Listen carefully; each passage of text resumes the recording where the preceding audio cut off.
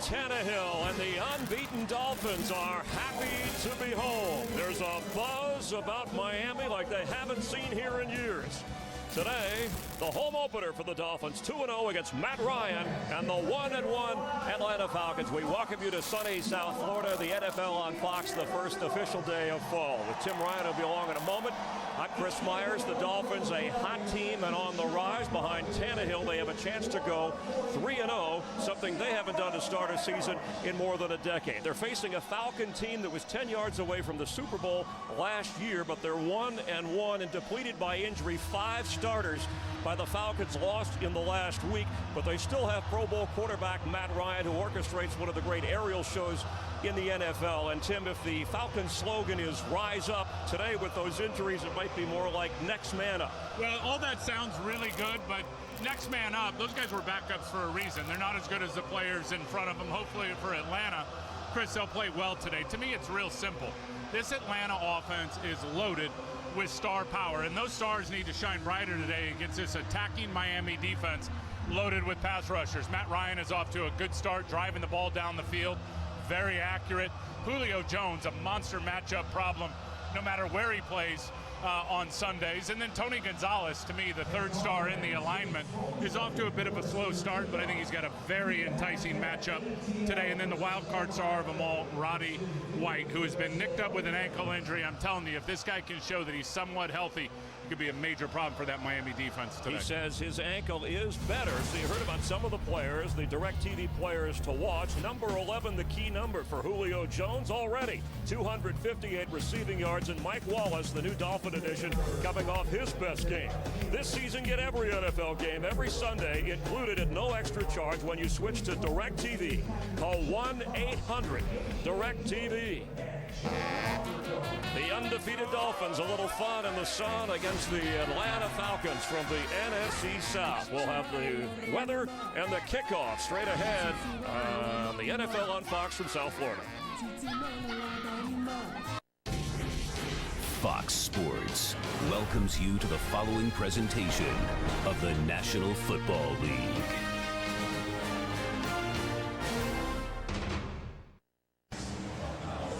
Weather always unpredictable in the late afternoon in South Florida. About 45 minutes before kickoff, a 20-minute downpour, but this natural grass field holding the water well. A chance of showers later in the day, but it'll be hot and a little humid and sunny now for Mike Smith and the Atlanta Falcons. 5 starters we mentioned lost in a week. He said he's never seen anything like it as a coach in all his years in the league, more than 3 decades. Well, the thing is that key positions. I mean, you lose your running back, you lose your left tackle, which is so important, a pass rushing defensive end, and Sean Witherspoon, maybe the best player on the defense, going to be hard to overcome those missing players today. The Dolphins have won. Not only are they undefeated with their record, Tim, but the coin toss. Joe Philbin has won the coin toss in all 3 games, including today. Each game, he's wanted his defense out there first, deferring, getting the ball to start the second half. So Caleb Sturgis, the rookie kicker from Florida, will kick off, and back to receive for the Falcons, Jaquiz Rodgers, who will see a lot of time in the backfield for the injured Steven Jackson, along with Jason Snell. Game 3, 2-0 Miami, 1-1 Atlanta, and it's happening on Fox. 75% of the kickoffs have gone through the back of the end zone around the league this year, so we're starting at the 20-yard line. Matt Ryan leading the Atlanta offense, completing 71% of his passes. And he uses all of his weapons well. Ball distribution is one of the best assets for Matt Ryan. Lamar Holmes moving over to the left tackle from the right side. That'll be a challenge for both of those tackles against all these pass rushers for the Miami Dolphins. They get after it. The field a little bit slick in the pregame warm-ups during the rain. Roddy White was having trouble holding on to the damp football. He lines up at the top of your screen. Tony Gonzalez was not having any problem holding on to the football. He's there in the slot on 1st and 10 with Rodgers, the running back.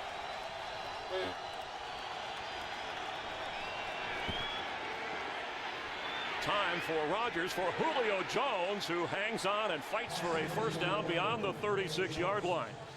The front 7 of the Dolphins, the stronger parts. Some new additions at linebacker, Paul Soliai defensive tackle, missing in this game, along with corner Dimitri Peterson, who has a couple of Patterson, I'm sorry, a couple of interceptions. Yeah, Cameron Wake rolling again with 2.5 sacks. You talked about those linebackers, very active. Philip Wheeler was everywhere last week against Indianapolis.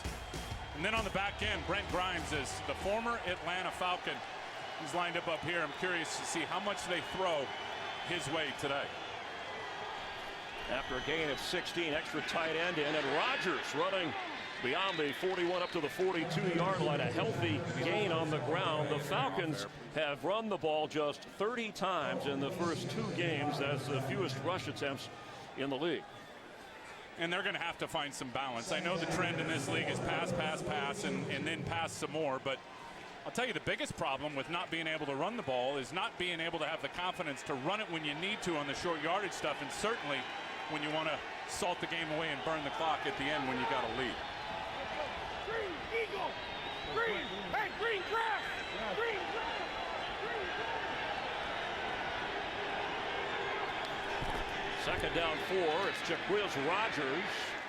Falls toward a first down. Opening drive for the Falcons. Atlanta comes in after losing a tough road game in New Orleans and then winning last week, holding on against the Rams. It is a first down. The Dolphins come in after road wins at Cleveland and at Indianapolis.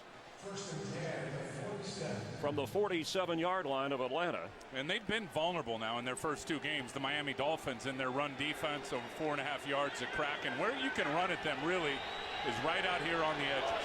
And Jaquiz Rodgers lines up as a receiver to the right of Matt Ryan in the slot with Julio Jones flanked on his right. Jason Snelling, the other running back, is on the left side.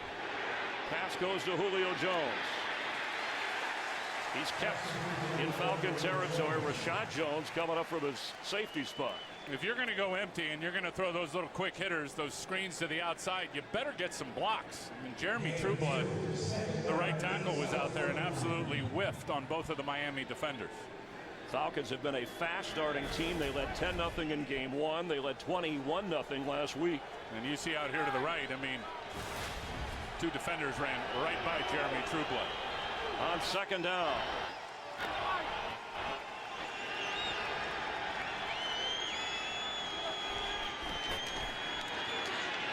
Pass is caught, but short of the first down. That's Tony Gonzalez's catch. And he has now caught a pass in 198 consecutive games. He's still 76 away from the all-time record, the NFL record held by Jerry Rice. Here's Tony there, and he is in a one-on-one matchup. Miami has had problems against tight ends here the first couple of weeks. And here, I mean, we've only had a few plays, but the plan seems to be put 2 guys and double both Julio Jones and Roddy White. That means Tony Gonzalez is going to have one-on-one opportunities all day. He should kill it.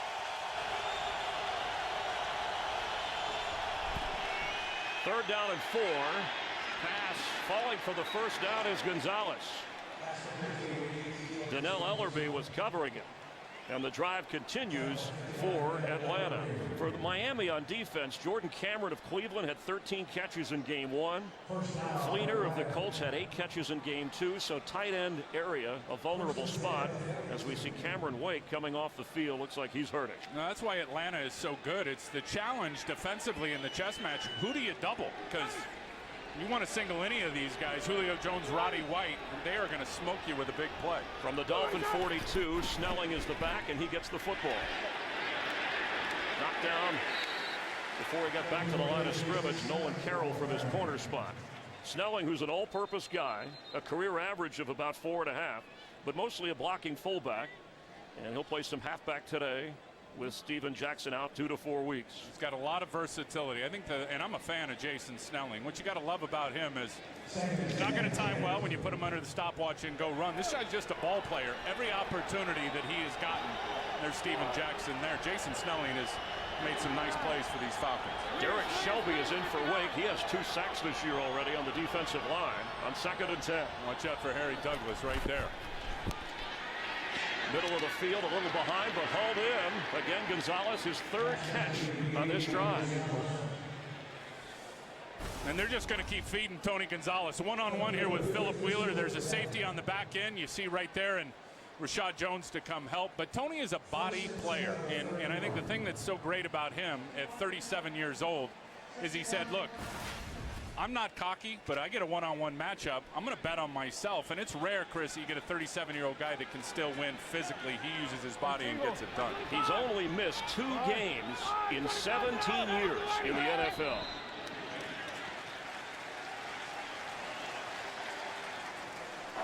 False start.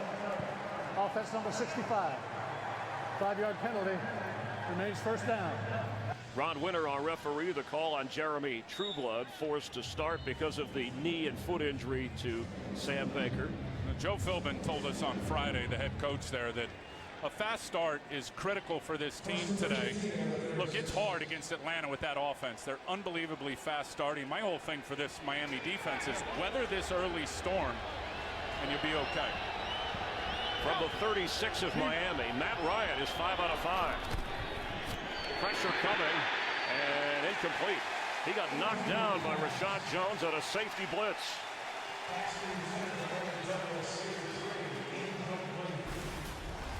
Rashad Jones right here, unblocked, right off the edge. You see the whole protection turned to the right with the center and the offensive line. Typically, that means the running back's got to turn to the left to clean up the backside and get anybody coming off the edge. Snelling turned right with the line, and Jones comes unblocks, and it's a nice hit on Matt Ryan. And Tony Gonzalez checks back in. He's at the bottom of your screen. 10th play of the drive on 2nd and 15. Snelling has it in the middle of the field.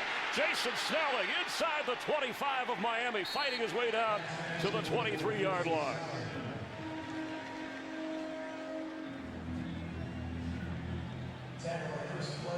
Well, you know, you're against a good pass rushing defense, and Miami's certainly that. We're going to see 5 screens in this game, and it is timed up perfectly. And if you can either get the middle linebacker blocked or shake him down with a move like we just saw there from Snelling, you're going to have success. Nice play. Now 3rd and 1, so short yardage. Does Atlanta run it here? See what kind of faith they really have in that run game. Julio Jones in motion. Ryan is going to throw it. And what a catch, showing great hands again. Gonzalez's 4th of the game. Colomisi was right with him, but it's a first down for the Falcons. Clearly they don't have a lot of confidence in the run game, and they go to Tony Gonzalez there. It looks like he maybe got nicked here. He's going to come across the formation, pretend he's blocking, leak out. Good coverage, but so strong hands. Tony Gonzalez, he's done it for 17 years, plucking the ball out of the air. Well, we didn't jinx him, talking about missing only 2 games in 17 years. He said the last 5 years he's had to bring it up a notch when it comes to working out. As Rodgers gets the pitch from the 18 of Miami, fights hard to get down to the 11-yard line. Looked like Gonzalez may have hit the turf with his head. See here as he goes down, Colomisi tackling him from behind. There's the arm, and yeah, he pounded the bird on that side of the helmet pretty hard. No concussion procedure going on over on the sideline. The league has medical attention prepared. So Harry Douglas and Drew Davis check in on 2nd and 3 as receiver, but they give to Rodgers at running back. And you can see the attack and the run game so far for Atlanta here, and it's what you see on tape when you watch Miami's defenses. It's on the edges. Even without Paul Soliai in the middle, the defensive tackle, Chris, who's out today, they still got Jared Odrick. They've still got Randy Starks. They got those 2 good inside linebackers. Their soft spot is out on the flanks. It is a first down from the 7, 1st and goal Atlanta. They've taken the opening drive and chewed up almost 9 minutes of time. 5 defensive backs in for the Dolphins.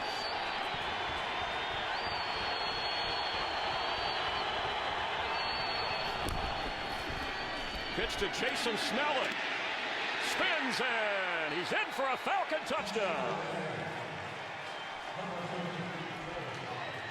A little throwing, a little running, and Atlanta scores the first time they get the football. I told you about Jason Snelling. Given opportunity, the guy's going to make you pay. Very good job up front on the shovel pass, getting a double team, knocking guys down. Another O-lineman getting out of the way in front of Snelling. As I said, Miami's got to psychologically, Chris, weather this early storm. They're not the first team that Atlanta's come right out on the first drive and drove down the field and gotten points. On to try the extra point, Matt Bryant. And it is 7-0 Atlanta with 6 minutes and 12 seconds remaining in the opening quarter. 14 plays, 80 yards, and Jason Snelling smells the end zone.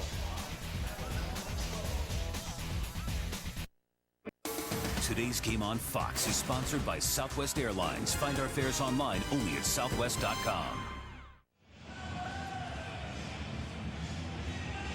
Tim Ryan, Chris Myers here in South Florida, and with the Texans losing today, Joe Philbin's team, one of only 7 unbeaten teams. That's less than a fourth of the league here at the 3rd game of the season. I'll tell you what's a wild number, and look, 2-0 on the road. They won 2 games all of last year and 8 opportunities. But you go 3-0, you start the season 3-0, you got a 75% chance of making the playoffs. But trailing here, as Marcus Thigpen will down it on the Bosher kickoff. So Miami will take over on offense from the 20-yard line, and we'll get a look at second-year quarterback Ryan Tannehill after Atlanta scored on its opening drive.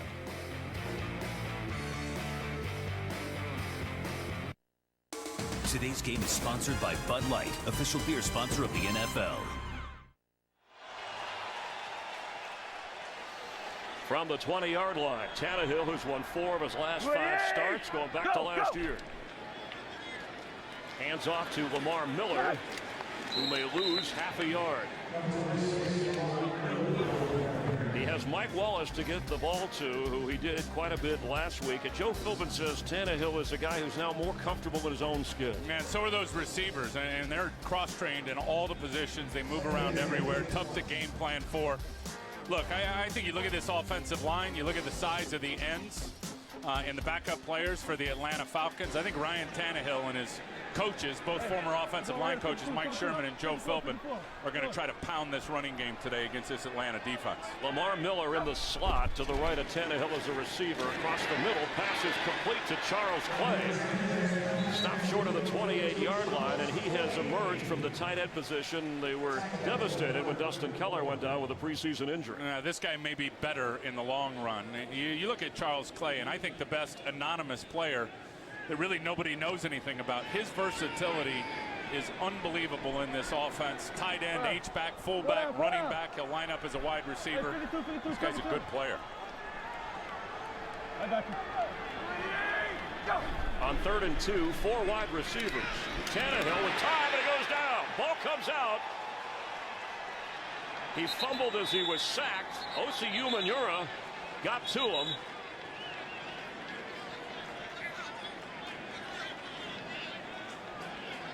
And the referee official ruling is Dolphins retain possession of the football at the moment. Osi's going to go upfield, and then just watch him come back inside on a stunt game with Jonathan Babineau. And Ryan Tannehill he has no pocket awareness that was happening with Osi Umenyiora, who once again, when he gets there, he knocks it out better than anybody. Miami fortunate to get that football back. And now they are forced to punt on 4th down. It's the 3rd sack of the season for Atlanta, and the 10th time that Tannehill has been sacked this year already. And it's hot, and defensively they got some issues on the back end with some players sitting. It's not what the defense needed, was a 3 and out going right back on the field. Back to receive for Atlanta, Harry Douglas.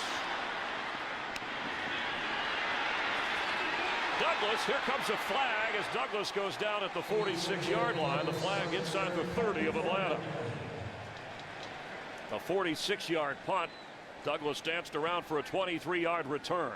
Miami went through the entire game last week without a penalty. First time they did that in 15 years. Atlanta last season was the fewest penalized team. During the return, illegal block in the back.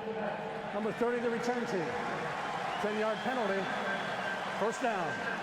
Second penalty on the Falcons in this game. Josh Vaughn is called for the infraction. It'll back up the Falcons, but their defense taking an early stand against Tannehill in Miami.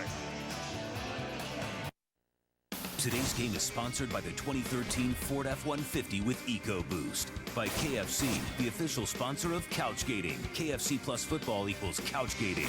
And by Gatorade. Gatorade knows it all begins within. Win from within.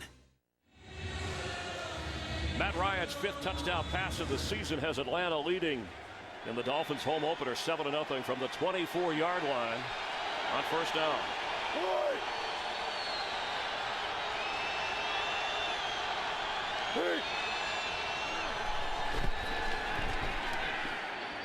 That's Ronnie White planted at the 29-yard line. Cameron Wake back in on defense for the Dolphins to help out. He's got 2.5 sacks this year. Yeah, and I'll say this, that defensive line, in particular with the 4-man rush, they got to be on their game today. And you got to get Matt Ryan uncomfortable. We know that. But you really can't afford to blitz and send a 5th and 6th guy consistently because it's just going to weaken your coverage. And with all these stars out here at wide receiver, you can't hold up. That 4-man rush has got to get home. Second down 4 to Quiz Rogers. Short of the first down up to the 34-yard line. That catch by Roddy White. 103rd consecutive game for him with a catch. That ties the Atlanta Falcon team record. Alfred Jenkins for most consecutive games with a reception. And Roddy White says that ankle is feeling better and better. And they did get the first down. The spot just beyond the 34. It's amazing. People forget because he hasn't done much. Roddy White with the 5 receptions in the first 2 games. I was talking to him before the game. I said it's easy for people to forget how good you really are. Said that ankle is feeling better. Expects to have a nice game. Extra tight end in.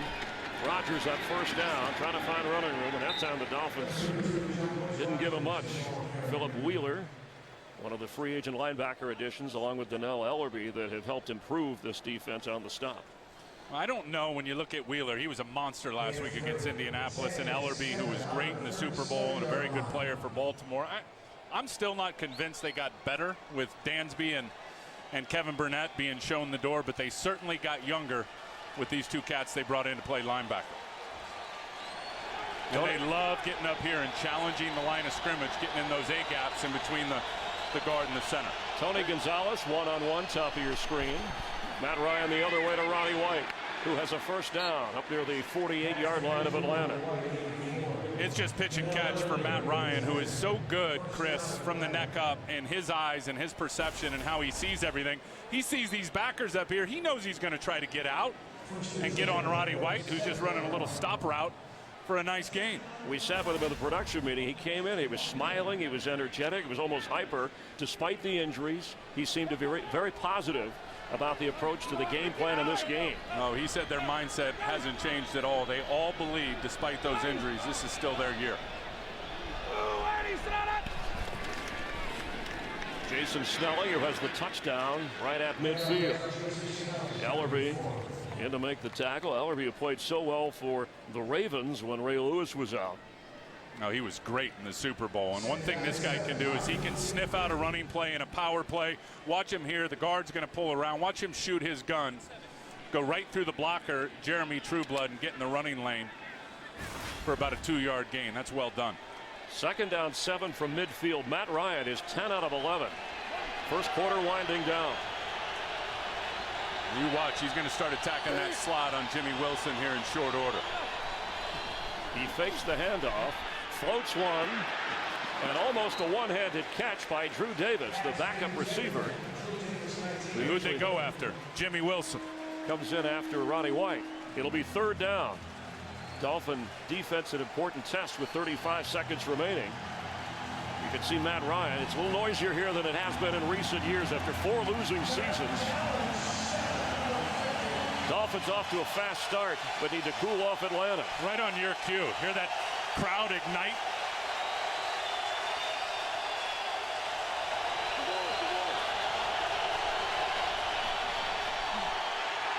Pass is caught by Julio Jones and powers his way for what looks to be a first down.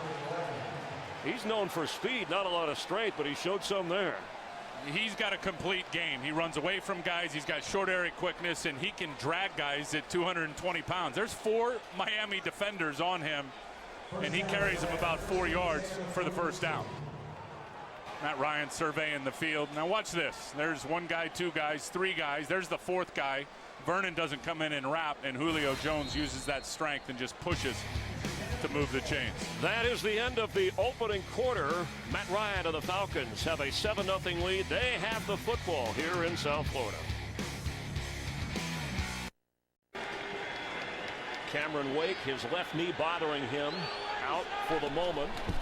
Matt Ryan gives to Rodgers, who gives that extra effort and looked like he was stopped for no gain. Gets down inside the 38-yard line of the Dolphins. Well, the first quarter heavily favored to the Atlanta Falcons in play opportunities and time of possession.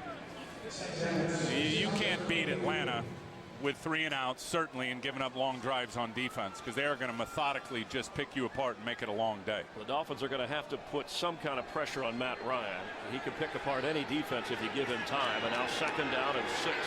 That's what he's been doing this afternoon. Go, Eagle! Turn. Go, Eagle! 59's a night. Express. Let him go! Jaquiz Rodgers to get down to the 34-yard line of Miami. And you can see Matt Ryan's coming to the line of scrimmage. He's getting a big snapshot of what Miami's doing defensively. And he sees a deep safety and another one, semi-deep. He's just going to turn and hand off the football. An effective running game so far for the Falcons on now 3rd and 1. They threw the last time in that short yardage situation.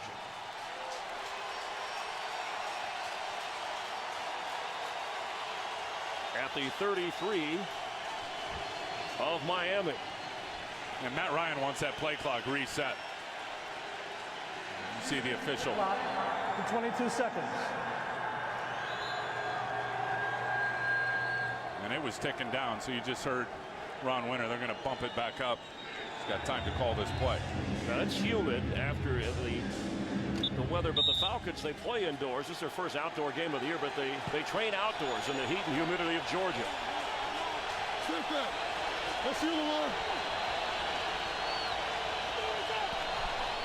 He's throwing again on 3rd and short, but right there to knock down Rodgers and keep him from getting a first down was Philip Wheeler. Well, remember I told you earlier on the screen that Jaquiz Rodgers had success on, that you either got to block the inside linebacker or you got to make a miss. Nobody gets Philip Wheeler right here. He slips right under the block, a Blaylock, and gets a huge tackle to force the 4th down. And that stop, it went from a 51-yard field goal to about a 50. This will be 53 where they mark it for Matt Bryant. Actually 52 officially with Bosher the holder.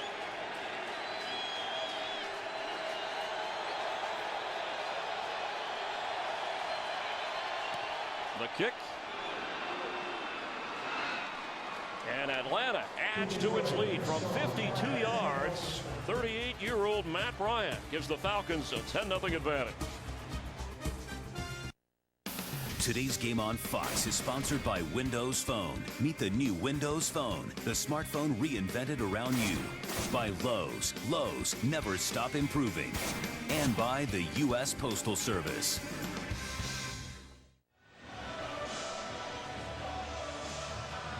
And Cameron Wake, who has been one of the top sackers in the NFL, putting pressure on quarterbacks, bothered by a left knee today, in and out of the lineup, giving Matt Ryan more room.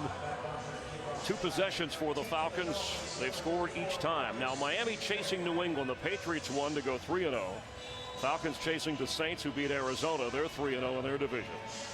Joe Philbin looking for some offense. Well, and a huge opportunity for them too. I mean, long way to go. If they can win this game, I'm telling you, the buzz will really start getting cranked up for these Miami Dolphins. Ryan Tannehill will lead the offense again from the 20-yard line. He was sacked last time by Osi Umenyiora, and the only touchdown of the game so far, this Ryan to Snelling. Ryan Tannehill from the 20-yard line. The Dolphins have only run 3 offensive plays, 24 for Atlanta. And they're running it on first down to Lamar Miller. Lamar Miller, he's in Falcon territory. There are no flags. All the way down to the 31-yard line of Atlanta. Watching these guys on tape, I knew this run game was close. Quality blocks up front. Watch John Jerry on the linebacker, Akeem Dent. I mean, he gets him pushed out of the way. Pouncey gets his block, his defender, the defensive tackle, going sideways. And that's Lamar Miller at his finest, and why he was drafted where he was drafted is that guy is a downhill vision, one-cut, smash you in the face runner, well blocked up front. A 49-yard run. Tannehill fakes to him, throws sideline, and over there was Asante Samuel. Pass intended for Wallace. Samuel has 50 career interceptions, and he's from Lauderdale Lakes, Florida, and of course has been bothered by a thigh injury but wanted to go in this game. Here's that big run again with Lamar Miller, and watch Pouncey and watch Jerry with the key blocks. Pouncey's going to push Peters sideways right there. Look at that block. And then, of course, John Jerry comes off and seals the linebacker. A lot of daylight for Lamar Miller. There goes Miller, and down to the 30, where it'll bring up third down. Jonathan Babineau in on the tackle. Fast starts, nothing new for Atlanta this season. It's holding on at the end of the game. And the Dolphins, whose defense has not allowed a touchdown in the second half of either of their first two, is trying to cut into Atlanta's 10-0 lead. And the defense is getting just what the doctor ordered, which is rest. This offense being able to control it and get a few plays stacked on top of each other. Third down and 9. Daniel Thomas hit it running back. Mike Wallace one-on-one at the top. Pass is caught. Brandon Gibson, the third receiver.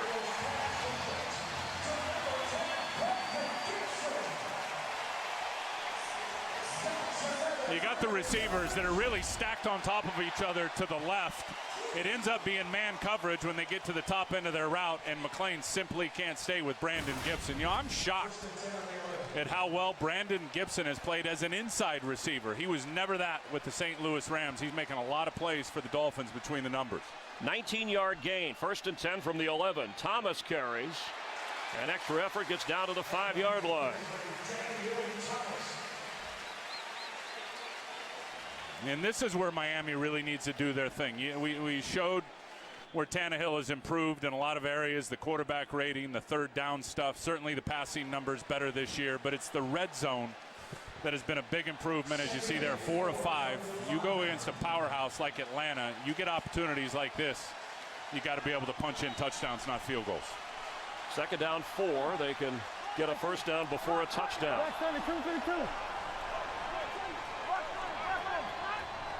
Hartline in the backfield, and a timeout called for. It'll be the Dolphins first, so they'll have 2 remaining here in the second quarter.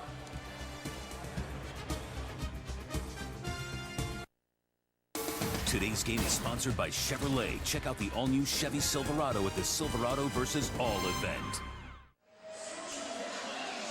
From the 5-yard line, second down, and extra lineman in for the Dolphins. Well, I think if you're Atlanta, you're going to be thinking run the whole way here. You take a peek at what they've got out there. It's just the pro set. You got 2 running backs, you got a tight end, and the 2 receivers stacked out to the right. See how much Miami really believes in their run game. Go! Daniel Thomas the carry. Daniel Thomas fighting to get into the end zone. Touchdown Dolphins.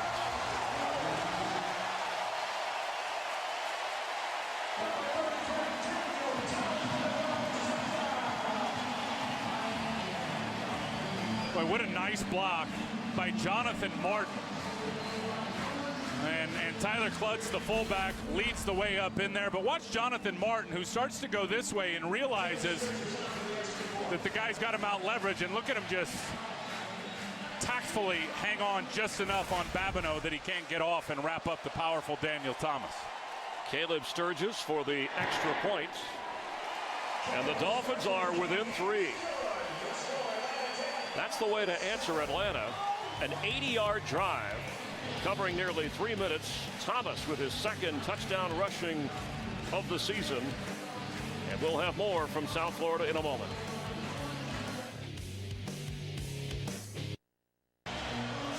After last week's stunning showdown between 2 of the house's top fighters, the tension between Team Rousey and Team Tate spilling over into the locker room. It's real now. It is the new best rivalry in sports. An all-new episode of The Ultimate Fighter Wednesday on Fox Sports 1. And if you don't have Fox Sports 1, you can find it by going to foxsports1.com. They'll tell you where you get it. on your television set. Well, I love that show. I don't miss it. My daughter doesn't miss it, and it's high drama. Believe me, that tension's real. A little tension and drama here. The balance of the speed of Lamar Miller and then the tough running of Thomas, and it has shifted the momentum here, even though the Dolphins trail by 3. Well, and the Dolphins defense got a rest, and as I said in the beginning of the game, I think the ambition is going to be to pound that running game. Joe Philbin and Mike Sherman, the offensive coordinator, their mentality is control the line of scrimmage. They did that drive with 4 runs. Caleb Sturgis sets the Falcons up at the 20-yard line with that kickoff that goes through the end zone. Matt Ryan, he's 12 out of 14 with a touchdown already. We're going to get a look at him in just a moment.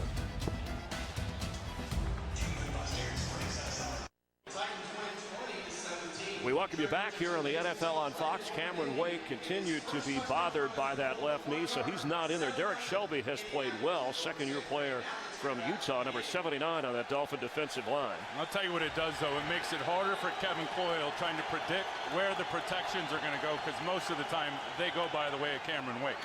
Jason Snelling with running room up across the 26-yard line. He has the touchdown for Atlanta. Let's check in down on the field with Jennifer Hale. Jennifer? Well, Chris, you can sure feel the effects of that rainstorm that happened pregame. It's getting quite humid down here. 70% humidity forecasted, but with this wet field, that sun is creating a sauna-like effect. You can feel it just rising up at your feet. Dolphins linebacker Jason Tresnick just sucked on some oxygen, trying to get himself going and defeat this humidity, Chris. All right, thank you, Jen. Snelling remains in, and Wake is now questionable with that knee. We may not see him the rest of the day. It's another handoff to Snelling, who has an Atlanta first down.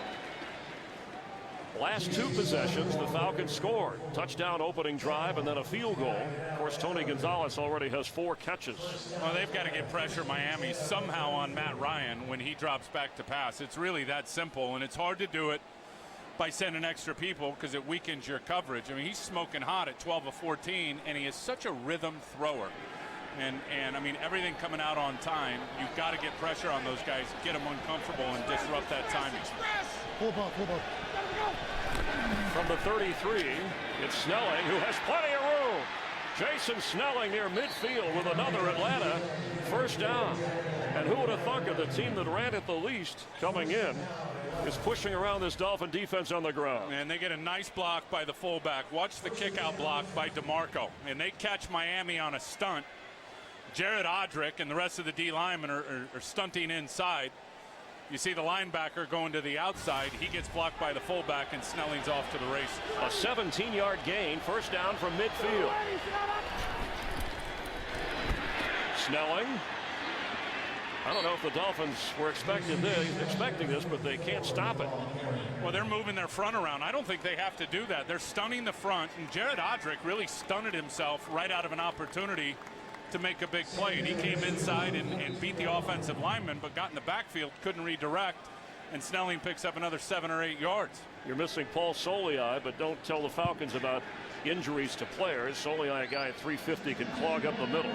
Yeah, I don't think Miami defensively, they need to stunt their front and move them around. I mean, I really believe they could just line up in the traditional alignments and beat that offensive line one-on-one at the point of attack.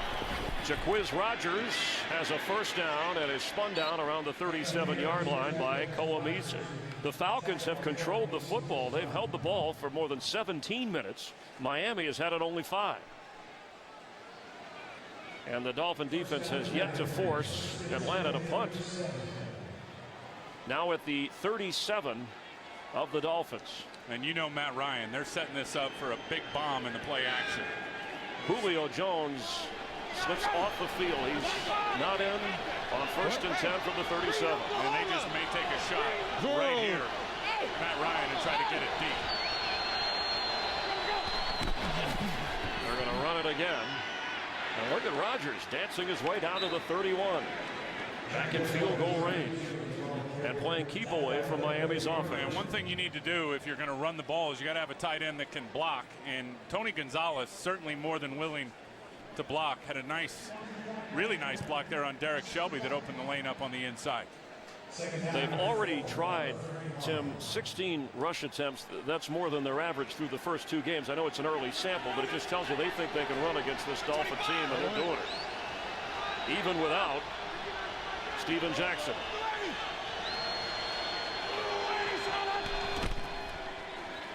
Julio Jones.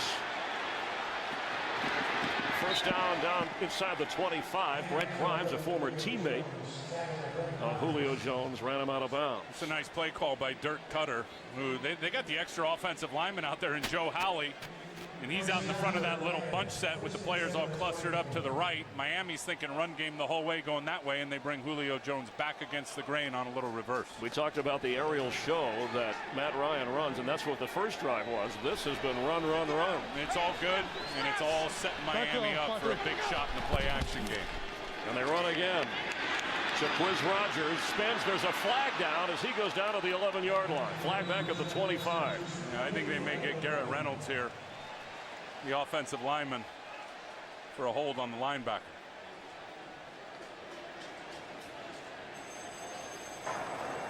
Holding. Offense number 42. 10-yard penalty. Repeat first down.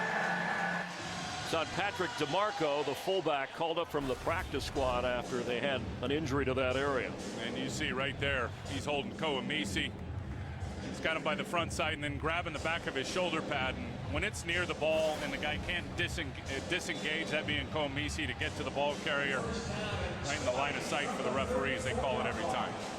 You know, Matt Ryan had been hit 25% of the time in the first few games. The Dolphins had 9 sacks, but he hasn't been hassled at all today. From the 34-yard line on 1st and 20. And that's saying a lot since Sam Baker, their left tackle, is not playing in this game. Running backs lined up as receivers inside for Ryan. He goes outside to Julio Jones. Run out of bounds over there near the 25-yard line. Nolan Carroll was the guy you thought Atlanta might work on. Well, and that's just too easy. I mean, you're going to play off coverage, and you're not getting pressure on a rhythm thrower like Matt Ryan. He's just going to hit that back foot. He knows where he's going with the ball. He unloads it on time. It's hard to defend that. A little bit of a hurry up to the line. Let's see if he gets the quick snap from the gun.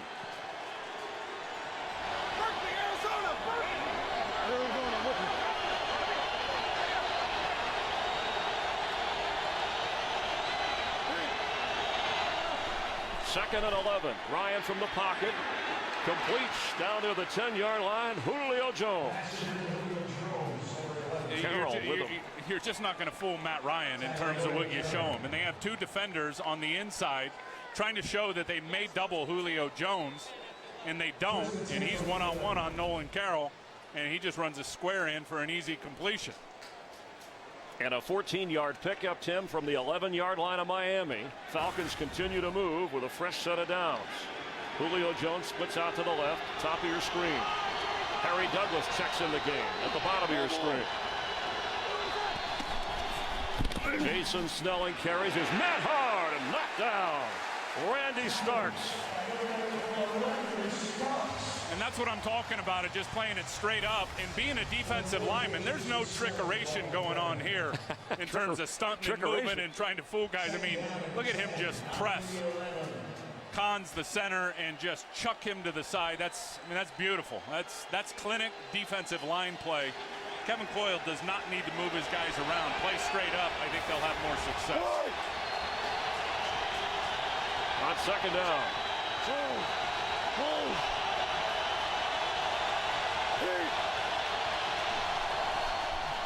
Ryan, Harry Douglas. And Douglas gets knocked down inside the 3-yard line. Clock continuing to run. Just over 3 minutes to go. And Atlanta has really run the ball well. And what does that do? It keeps your defense off balance. I mean, you don't know what to expect. Sure, the mindset coming in, and you look there, the first 2 games, 62 yards, 97 already today, and here we're facing a 3rd and 1. But if you don't know what to expect defensively, and I'm sure Miami coming in thought they'd see 35, 40 passes, got a long way to go, but Atlanta has changed up the plan and been pounding the football.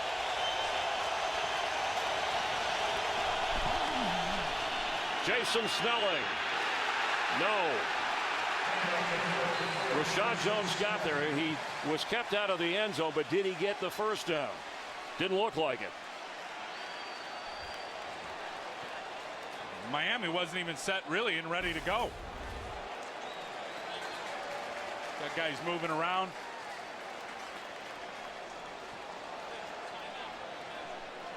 Hard to see from that angle. We may get a measurement here, yeah. Tim. It's close enough.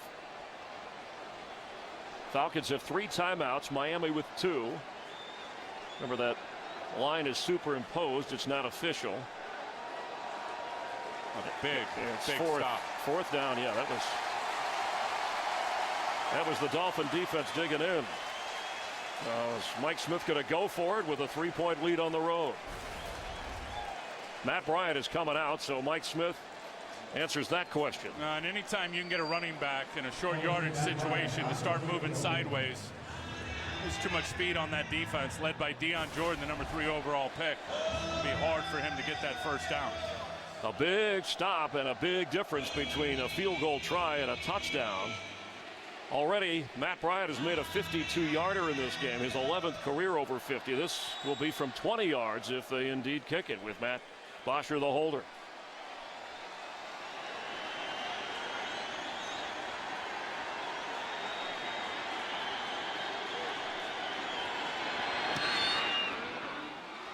Atlanta with another impressive drive, but stalled after a touchdown on their opening drive. The last 2 have ended in 3, and they have a 6-point lead. Those are the stars Tim Ryan talked about that have to hold up with all of the injuries, and Atlanta with a 13-7 lead on the road. 2-minute warning coming up. Dolphins will get a chance with just 2 timeouts, and Ryan Tannehill, who so far in this game has only attempted 3 passes. Atlanta, when you look at their 3 drives, they held the ball for nearly 9 minutes, then 6 minutes, then 8 minutes. Each time a score. You compound that with the heat and the humidity and lack of depth now with Cameron Wake's injury. How much gas will Miami really have in the tank in the 4th quarter? Bosher's kick to Thigpen. He's going to run it out. Here goes Marcus Thigpen. And knocked down at the 12-yard line. Great special teams play by the Falcons. Kevin Cohn bottling up Tannehill. He'll start from his own 12-yard line with 2 minutes remaining here in the first half, at Atlanta leading by 6. Today's game is sponsored by Visa, proud sponsor of the NFL. Visa, turning football fantasies into reality. Sean Witherspoon, Troy Bierman out for the Falcon defense, but so far they've held Miami to just 7 points, and now Tannehill and the Dolphins backed up at their own 12. Well, their offense has been their best defense, keeping these guys off the field. I think Miami has found something, though, with their run game.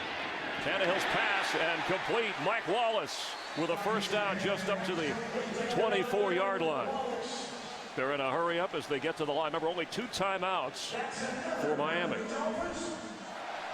A 12-yard gain. Watch the twist, Richie. 52.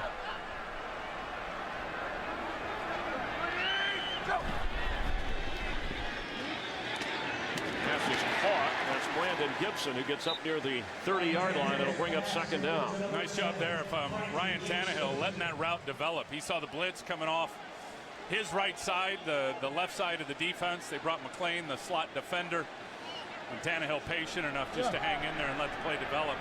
That internal clock, though, he's got to be aware of that going on and not give up a big sack here.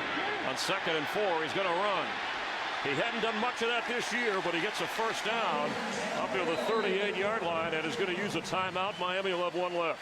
And he needs to do more of that, Chris. I think when you look at Ryan Tannehill, to me, he's an outstanding athlete. I mean, you saw that when he was at Texas A&M with everything that he did as a wide receiver. Has not run much in the first 2 games. When it gets cloudy like that, he just needs to take off and run, because they have given up 10 sacks this year. A third of those, in my opinion, and I think Ryan Tannehill would agree, they were on him, holding the ball too long and not being aware of that clock going off in his head. Well, you said Atlanta's offense has been a great defense. The Dolphins haven't had many opportunities because of the time of possession. One of the unbeaten teams, only 7 remain. That's at this point of the season. That means 3/4 of the teams have already lost around the league, and you'll see all the highlights with the Visa halftime report coming up. The Patriots and the Saints stay unbeaten. The Texans fall from the ranks of the undefeated. Miami trying to go 3-0 for the first time since 2002. From the 38-yard line on first down. He's going to dump it off to Daniel Thomas, who makes a nice move. He's in Falcon territory. Oh, that was wicked. At the 47-yard line. He's not known for the moves of Lamar Miller. That's Daniel Thomas showing off. Well, Robert McClain knows about those moves now. He just absolutely shook him down. 16-yard gain, clock continuing to run, under 38 to play. One timeout Miami, pass to Hartline, who fights to get knocked down inside the 40.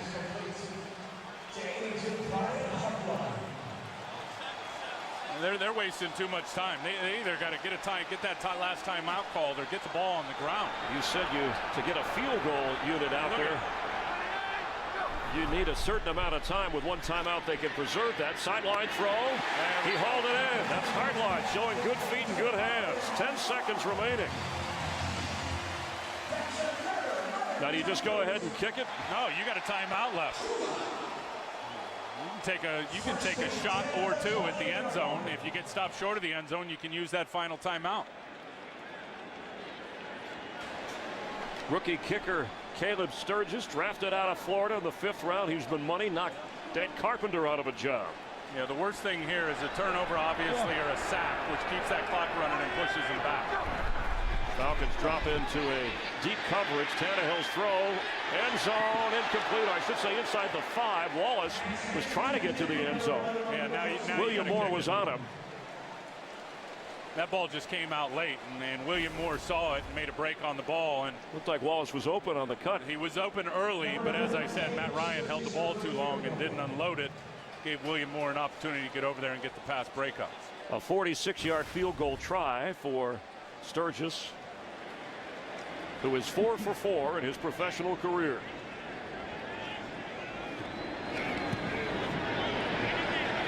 And he gets the Dolphins to within 3. An impressive drive from their own 12-yard line with 2 minutes to go. Dolphins get 3 and trail at the break. They'll get the football to start the second half. Let's check in with Kurt Menefee for the Visa halftime report.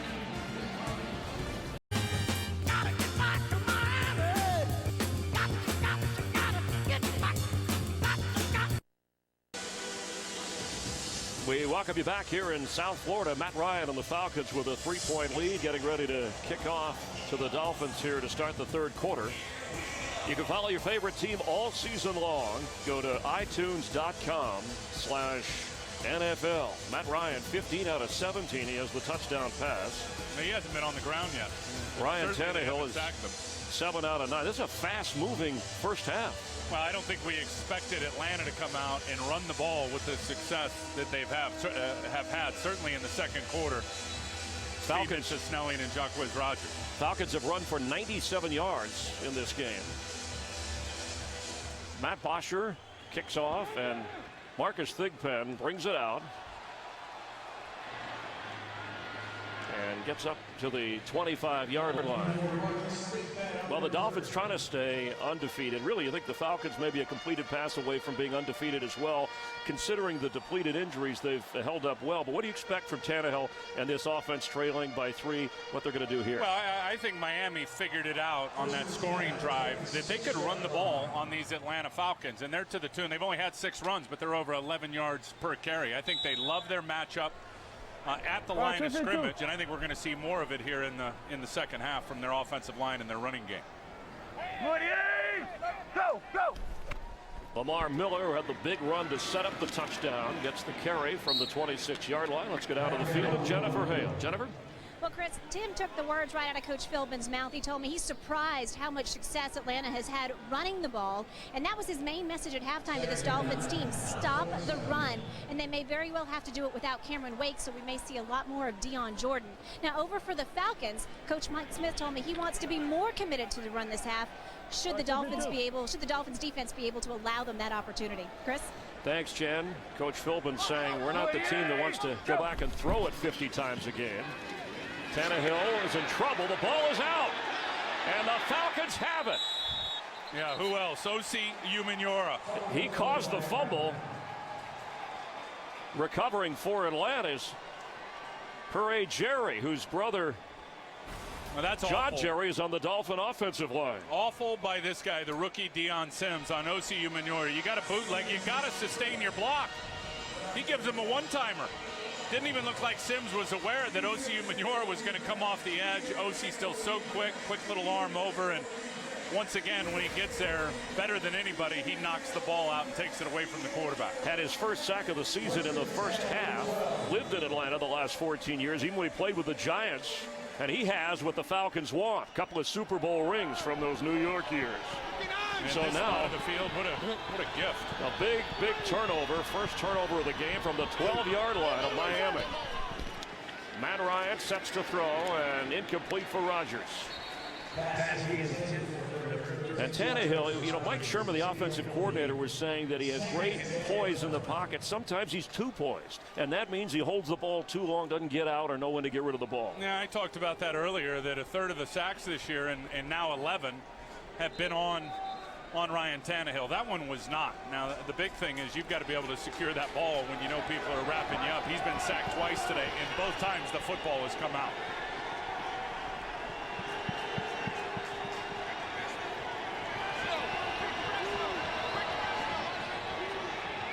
Rodgers the back on 2nd and 10 from the Dolphin 12. Matt Ryan underneath to Rodgers, who puts a move on, and the extra effort gets him down inside the 4-yard line. He is making the first defender miss.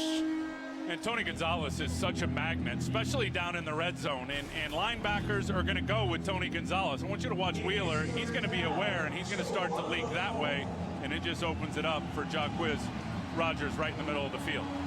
See, Wheeler had no reason to go over there with Tony Gonzalez, but Tony is such a weapon down in the red zone. I think subconsciously you do it, and it opens windows for other guys, as it did for Rodgers. 3rd and 2, Rodgers as a receiver now.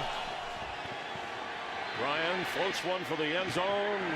Knocked away incomplete. Here comes a flag. Roddy White over there, covered by Nolan Carroll. Well, Nolan Carroll had his left arm really wrapped around Roddy White as he was going up for that pass.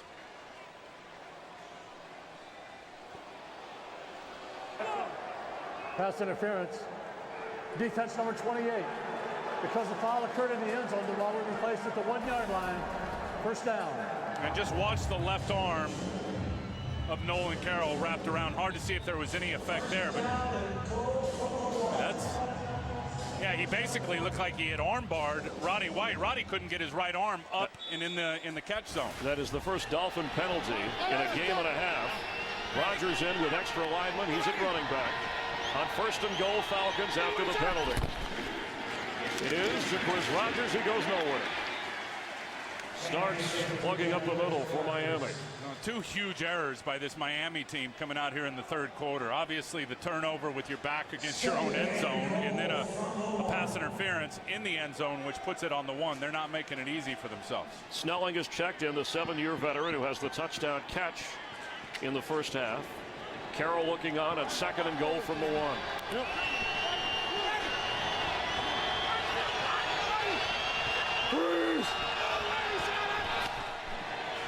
Ryan has it. End zone. Touchdown, Atlanta. Levine Toilolo, the rookie tight end from Stanford. His first NFL touchdown. You got to worry about Gonzalez. You got to worry about Julio Jones and Roddy White. Who would have thought Levine Toilolo would be the target? And he came in motion from over here, and he's matched up on that guy right there, Jimmy Wilson. And just flashes outside. Jimmy Wilson lost leverage from the get-go, and a 6'8" Toilolo. I mean, look at the size mismatch. You got to be on point in terms of your coverage. Jimmy Wilson lost him from the get-go. And plenty of time for Matt Ryan to survey the field. So the extra point, and things flipped in a hurry here. Miami had the ball, trailing by 3. Turnover. Falcons punch it in on another touchdown toss from Matt Ryan. And Atlanta with a lead in the 3rd quarter, 20-10. Today's game on Fox is sponsored by Southwest Airlines. Find our fares online only at southwest.com. By Chrysler, imported from Detroit. By DirecTV. If you call yourself a sports fan, you got to get DirecTV. And by Miller Lite. It's not just a good time, it's Miller time.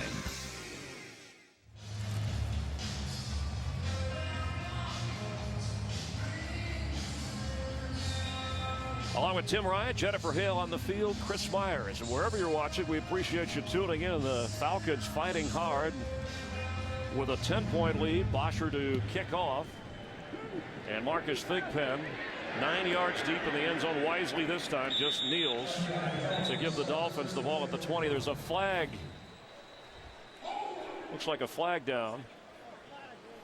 Well, here's the touchdown by Toilolo. And I just want you to focus on Tony Gonzalez.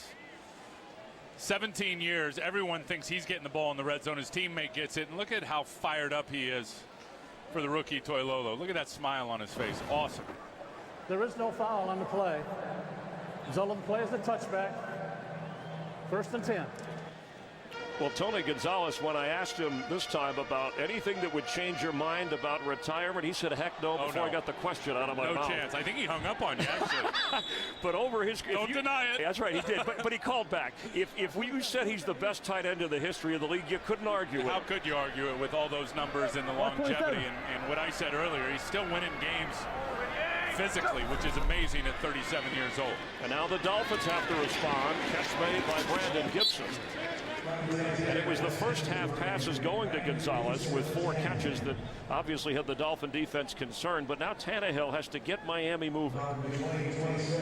I'll tell you the key with Tony Gonzalez. He said the last 5 years he has just kicked it up a notch in terms of his workout regimen in the gym 7 days a week. Choice, baby J. And it shows. 2nd and 7. Pass is complete. That's Hartline. Weaving his way up to the 43-yard line. He came in with 14 catches, and he says this is the most talented Dolphin team he's been on in his 5th year from Ohio State. He got a big contract, underrated, and he just runs that deep square in, and there's no way Thomas Deku could come up and get him, and then Deku misses the tackle and overruns it. I'm a big fan of Brian Hartline. Does a lot of dirty work over the middle of the field. After a 20-yard gain, Daniel Thomas carries. You mentioned Deku, one of the Pro Bowl safeties with William Moore. And the young corners they drafted, Desmond Trufant and Robert Alford, on that Atlanta defense. I'll tell you what's been a surprise to me so far in this game is it's been completely against the grain in terms of what was expected. Atlanta's had a pass rush. Miami has not. At a frantic pace to this game. 2nd down 8. Tannehill's under pressure again and throws it away. Let's check in with Kurt Menefee for a game break.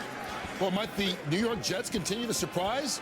Geno Smith hangs in the pocket, hooks up with Stephen Hill for a 51-yard, touchdown.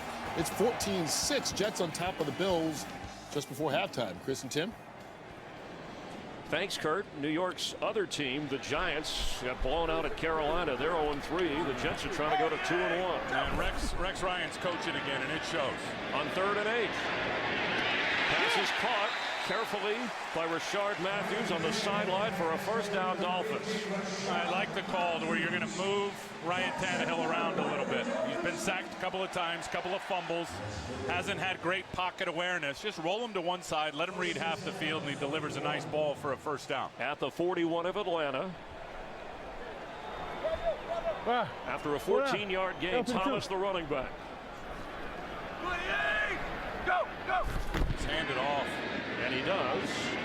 Thomas trying to find some running room down to the 37-yard line. Akeem Dent in the middle, taking over the defensive signals with Sean Weatherspoon out, who hopes to be back later in the year for Atlanta. It'll bring up 2nd down for the Dolphins. And we have not seen a lot from Mike Wallace. I'd like to see him just take a shot with him on Asante Samuel, who came into this game with a thigh injury. See if Asante can open up that stride and run. Fakes the handoff. Pressure coming. And he goes down. Coming in from the corner blitz, Robert McClain. 3rd sack for the Falcons. Now this play's messed up from the get-go with Tannehill, who looks like he got blasted pretty good there by McClain. He trips coming out from under center. Watch Ryan Tannehill here. Looks like Incognito got him tangled up. And again, no pocket awareness. I mean, he is a young quarterback. Oh, it looked like Incognito just hit him shoulder to shoulder. He's got to see that. Hartline was sitting out in the flat all by himself. Loss of 4. It's 3rd and 9. Hey! Right here. 28, go! Pass is caught. And That's Charles Clay, but short of the first down, and a tough decision here. William Moore was right with him for Joe Philbin. He's going to bring the kicking unit out. And it should be mentioned that Ryan Tannehill did hurt his shoulder in the third quarter of last week's win in Indianapolis. Missed a little bit of practice time, but when we met with him Friday at practice and he went the whole way, he said he was feeling fine. But he's getting beat up today. Yeah, the problem's not his shoulder, it's his awareness. I mean, he looks good doing everything else, throwing the ball, all the mechanics, it all looks good, good command of the offense, but 50-yard field goal try from the rookie that Caleb Sturgis delivers. Miami within 7.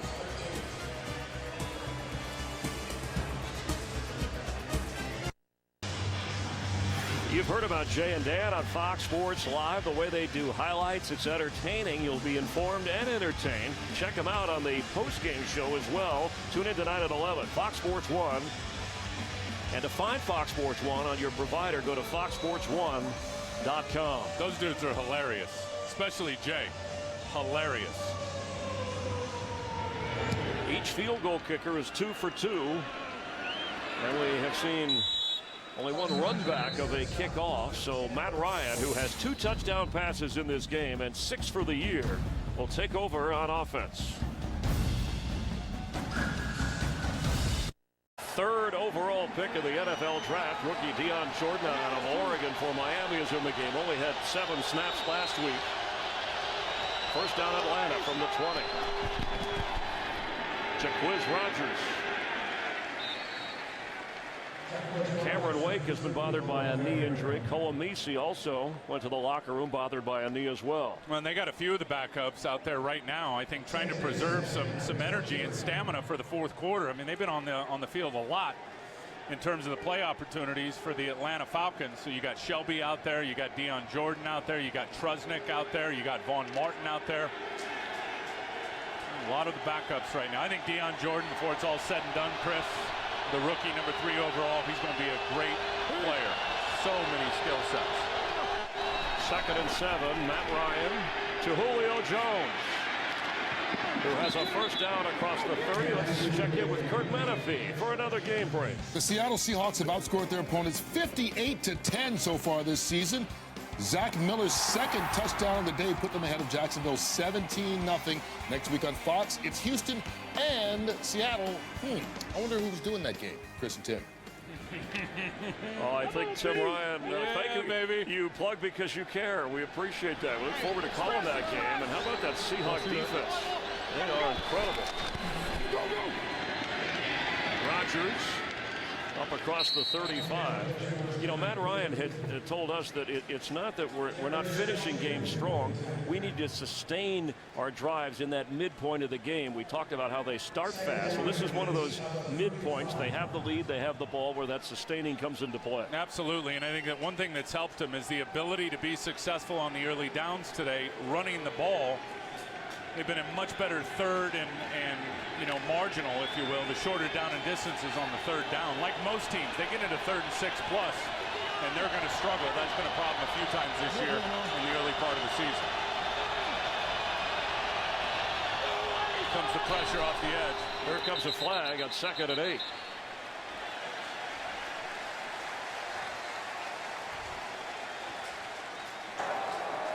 False start. Offense number 76. 5-yard penalty. Remains 2nd down. That's on Lamar Holmes, and the crowd here, 70,000 plus, had something to do with that.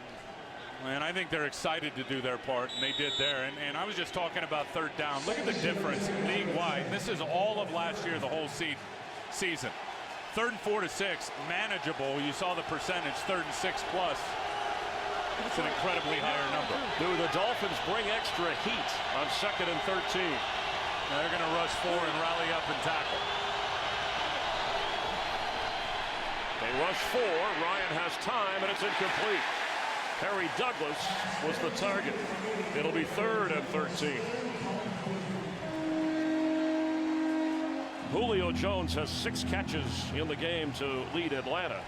I mean, you think about this. Think about, and even with great players, Julio Jones, Roddy White, all these guys, look at how that number changes at 3rd and 6 plus. And then you get up here into the 3rd, then you get up here into the 3rd and 13 range. And the playbook is sliced down by about 85%. Not a lot you can do.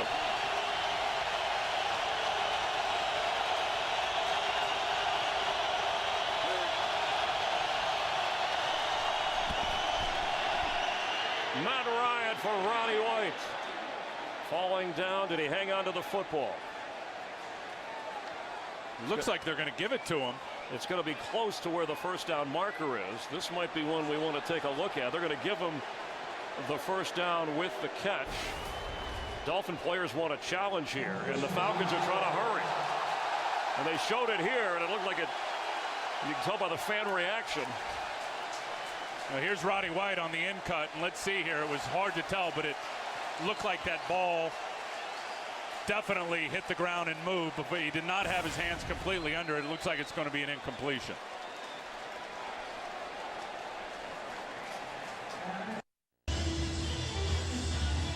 It was ruled a catch on the field. Joe Philbin challenges for Miami. He's 2 out of 2 so far in replay. Yeah, I don't even think it was close, and I thought it should have been ruled properly on the field. That ball was on the ground, and Roddy White got up without it. Well, Miami's got to end up using a challenge here, and I think it's very, very clear it's no catch for Roddy White. You think of this drive, Harry Douglas dropped one, and Roddy White just dropped one. You see there, I mean, he never has his hands under it, does not have possession in terms of a firm grip with the hands or the arms before the ball forces, the ground, forces the ball to move. Ron White has had a closer look. Ron Winters, excuse me.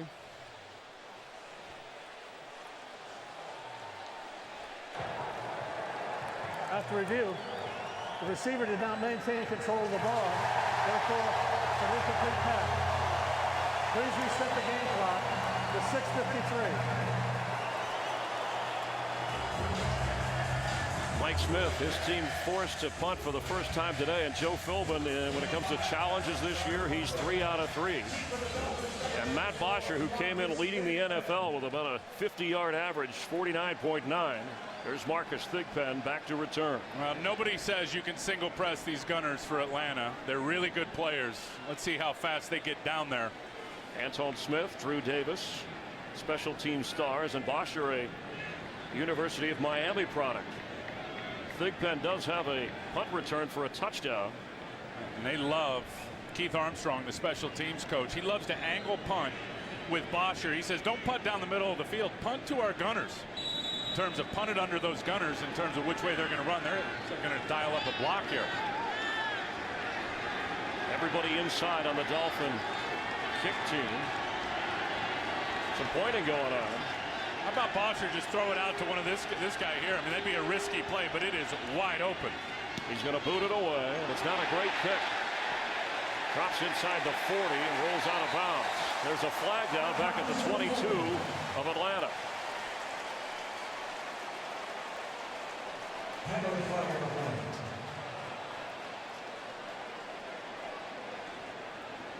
Atlanta's had 4 penalties. Miami just 1.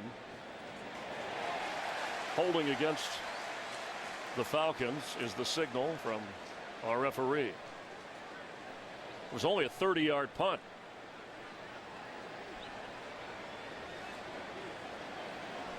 Philbin can decide, I believe, to have this tacked on as opposed to it was such a poor kick. Why have them kick it again if you don't have to? Yeah, and I think that's what they're going to do. Holding number 47 of the kicking team. That 10-yard penalty will be administered for the dead ball spot. Yep. So they'll tack it on. It'll put Miami in good field position. Josh Harris was the Falcon called for the infraction, and that Miami setup on the special teams seemed to rattle the Atlanta punt team. Dolphins football, they trail by 7.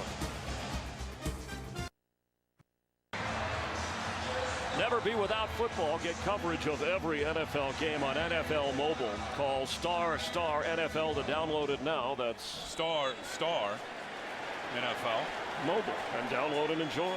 Midfield, 1st and 10 for Miami after the penalty. They trail by 7. Lamar Miller is the back. They got to get Charles Clay going here. Pass for Hartline is incomplete. Clay only has 2 catches. Let's get a game break. Check in with Kurt Menefee. If you thought the Seahawks were primed for a letdown against Jacksonville, no. That's Russell Wilson's third touchdown pass in the first half to Sidney Rice. They lead at 24-0 at halftime. Chris and Tim. Thanks, Kurt. Russell Wilson, part of that amazing rookie class as the Seahawks, one of those 7 undefeated teams like Miami here in week 3. And off inside to Miller. It'll bring up third down.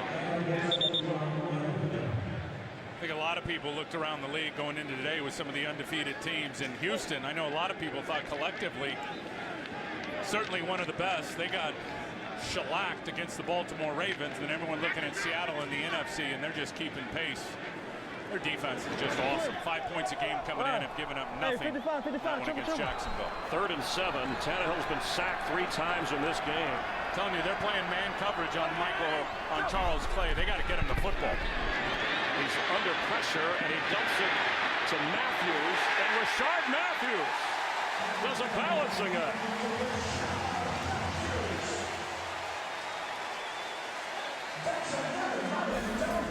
Saw this guy getting a lot of reps in practice, and just watch him break this tackle by Robert McClain. I mean, that's perfect.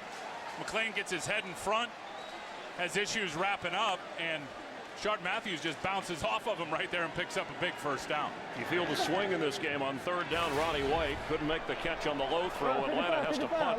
12-yard gain on 3rd down. They get the first down. Lamar Miller in motion. Tannehill incomplete for Brandon Gibson. Atlanta came out and took control of this game in the first half with time of possession and the number of plays, and they've held on to it. It's amazing it's still just a 7-point game.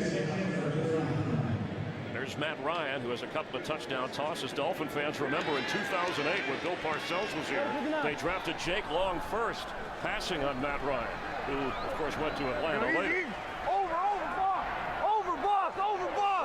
He's going to turn and run it with these deep safeties. And here comes Deku creeping up into the running box. Hand off Miller. And Atlanta did a nice job of stopping that. It'll bring up 3rd down and long. Parade Jerry.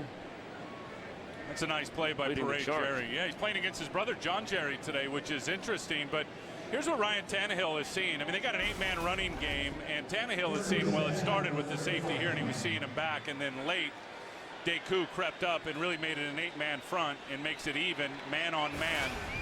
They end up stopping it for no gain. On 3rd and 10, Mike Wallace has 1 catch in this game.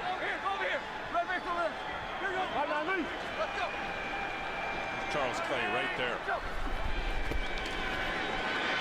He's looking that way, and it's intercepted.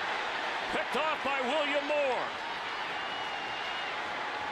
And Moore gets it back to the 35-yard line of Atlanta. Pressure was on Tannehill, and he overthrew his target. Well, that's the whole thing. He just throws off of his back foot with pressure right in his face. Good push up in the pocket there. And he just overthrows Clay, who can't hang on to it, and that's perfect zone coverage sitting right behind for the tip pick. Atlanta's second takeaway, William Moore, the Pro Bowl safety, with the interception. That's Atlanta's 3rd interception of the year. They also had a fumble that they recovered earlier in this game, and Mike Smith's team has a 7-point lead and the football. And look at that number, and they're +2 right now when they win the takeaway giveaway in terms of the turnover ratio. Miami can buck that trend and get a few turnovers of their own here in the remaining part of this game. Matt Ryan backpedaling for Snelling, incomplete. The pressure was on from Olivier Vernon, who's been under a little pressure himself to perform better. With Cameron Wake injured, Koamisi bothered by a shoulder injury in this game. The Dolphins already started without one of their top defensive backs, in Dimitri Patterson, who has 2 interceptions, and of course Paul Soliai is missing. Atlanta missing their starting running backs, but they've held up okay. Rodgers as a receiver in the slot to the left of Matt Ryan. Roddy White, top of your screen. And Snelling to the right of Rodgers. On 2nd down for Julio Jones. Incomplete. Double coverage from Rashad Jones and getting some help with Nolan Carroll. Well, and Nolan Carroll, I mean, looked like he was going to get out jumped for this by Julio Jones. Right there's the matchup, who goes up and gets it. But watch Rashad Jones come over, bang, and knock the ball out late. Julio Jones couldn't hold on to it. And now it's 3rd down and 10.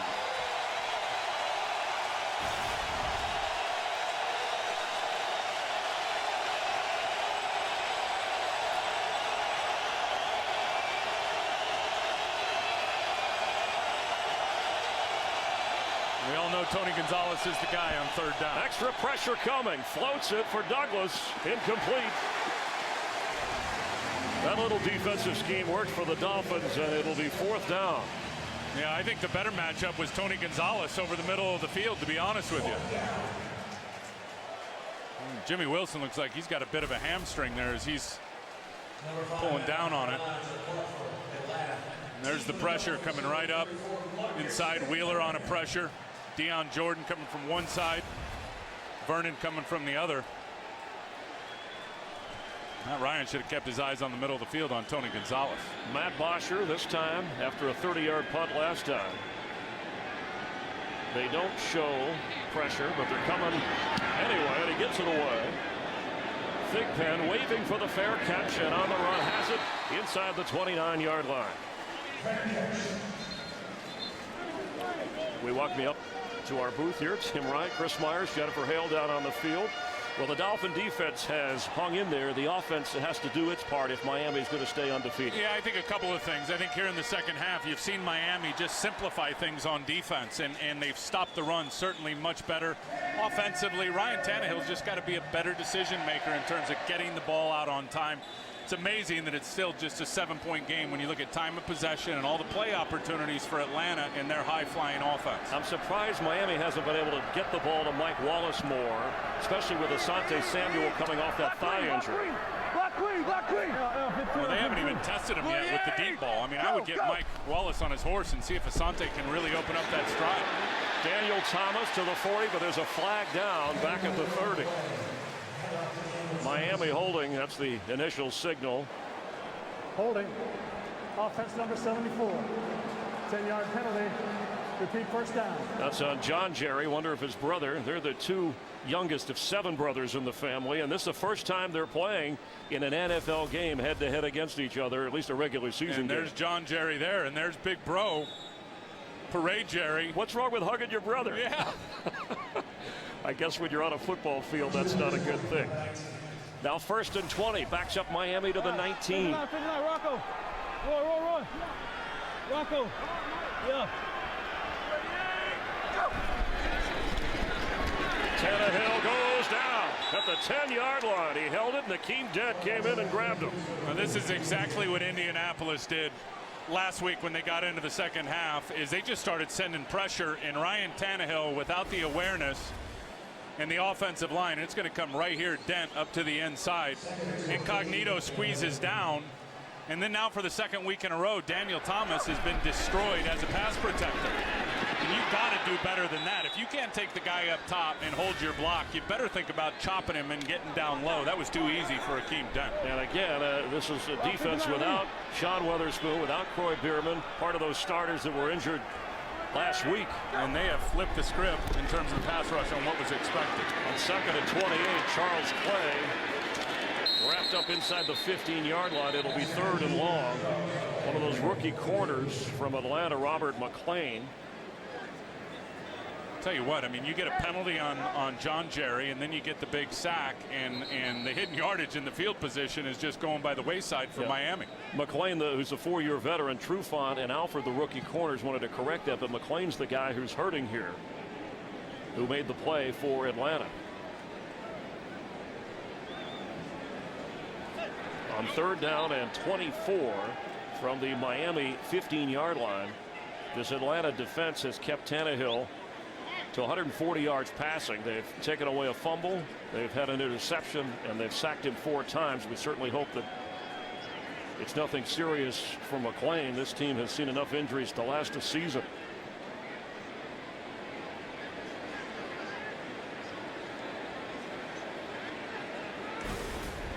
And here's McClain here on the tackle on Clay. Oh, yeah, you see his left knee. It just got caught up underneath him as he was trying to come back and change direction.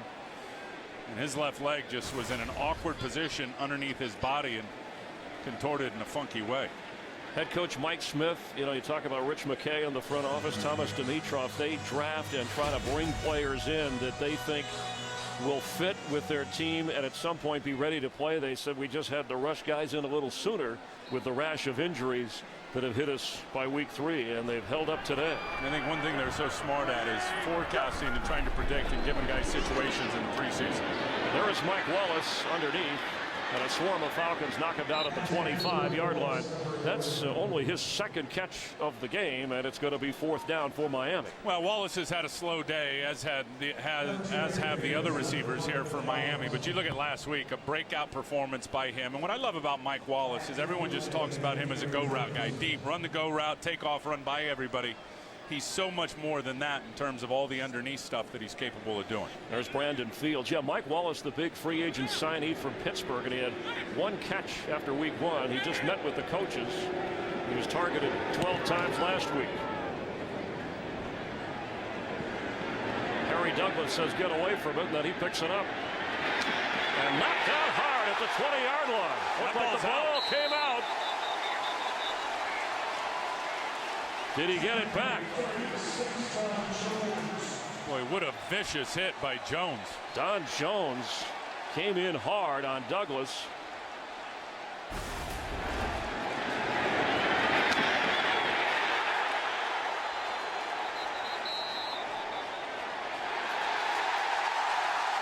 Looks like they're going to give it to Miami. Dolphins football. John Denny, the long snapper who is an Iron Man here, setting the franchise record in terms of consecutive games for Miami with a big play. A huge hit by Jones. That ball comes out. Now, Denny doesn't get it first, but I've been on the bottom of those piles, and the guy who starts with it is not necessarily the guy who ends up with it, and Denny just steals it from the Atlanta player. And John Denny, his 131st consecutive game as a Dolphin, passes Jason Taylor. Well, it looked like Thomas Deku had that initially, the safety, and I think Denny at the bottom of the pile just ripped it from him. Take it. A long snapper says, snap to the Falcons. 28! Go! Lamar Miller knocked out inside the 18. He's from the University of Miami, also from the city of Miami, and the NFL releasing stats this week, Tim. The top 2 high schools that have the most current NFL players in the league, 6 each. Miami Norland High, which is nearby here in Dade County, and St. Thomas, where Michael Irvin went to school here in Broward County, and the #1 state producing the most players currently in the NFL, California, but the state of Florida was second on that list. There's great football in this state. I know my son has come out and played in that Super Bowl of youth football, and it's matched up a few of those Florida teams and just got waxed. 2nd down 9 for Lamar Miller, and knocked away. Well, you got to catch that if you're Lamar Miller. Jocko Bartu, the linebacker, ran over there, the free agent from Texas State. I don't know if Bartu got a hand on it. It's right over his ear hole.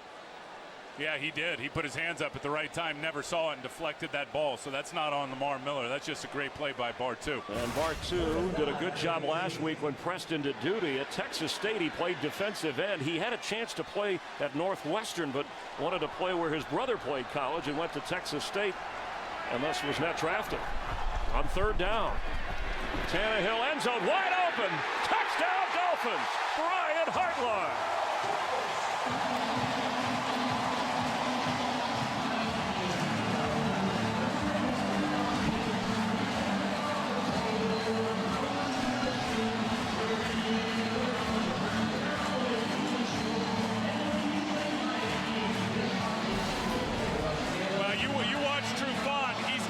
Shallow to the flat route. Safety does not get over the top fast enough. Thomas Deku, Tannehill sees it, throws a laser. Terrific adjustment by Brian Hartline, who really had to spin his body back around the other way to catch that football. Well done. The extra point by Sturgis. We are tied at 20. 56 seconds to go in the 3rd quarter. The Falcons have had the upper hand, and it all began on the botched punt, and you saw Harry Douglas taking responsibility. Yeah, more than a botch. How about Jones knocking it out? This is where Tannehill looks great, standing tall in the pocket. I mean, that's a cover 2 defense where if something flashes to the flat, the corner's got to go that way, safety's got to get over the top, and they just make them pay. That was beautiful. Talk about a young quarterback coming of age. We still have a quarter to go, but Tannehill has been knocked down. He's fumbled. He's thrown an interception. But the touchdown toss has his team, his undefeated team, in a tie game. 18 yards to Brian Hartline. Hartline sat with us after Friday's practice and talked about the talent on this team and how his quarterback has grown leaps and bounds in one season. I also think it's hard to really game plan against these guys. I mean, all of those receivers, and I think Coach O'Keefe does a good job at training them, is they're all interchangeable. I mean, Hartline could be out at the split end spot one play. He can be at the flanker spot on another play. He can be in the slot. They're all interchangeable. Jaquiz Rogers hoping to give the Falcons a lift. And he'll take it out of the end zone. Matt Ryan will lead the offense from the 20-yard line.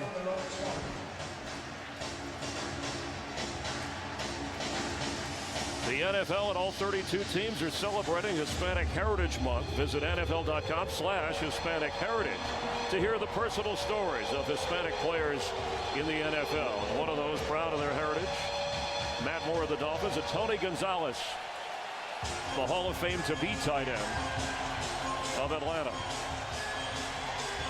Sustaining the lead, sustaining drives, that's what Matt Ryan talked about with Hartline trying to lead this crowd. He's got to calm things down for the Falcons.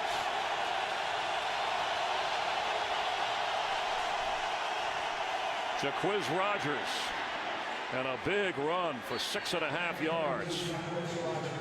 Telling you, they don't need to stunt their front with their defensive line. They're good enough to play it straight up, and what they're doing, Chris, is they're opening up creases and running lanes for the running back. Watch Audric is going to fire in there, and look at the running lane. It's going to open up. When you're saying stunt, you're saying just stay where you are and go forward. Don't loop around. Yeah, and you see Audric goes flying in there. Actually, it was a down block and a pretty good one.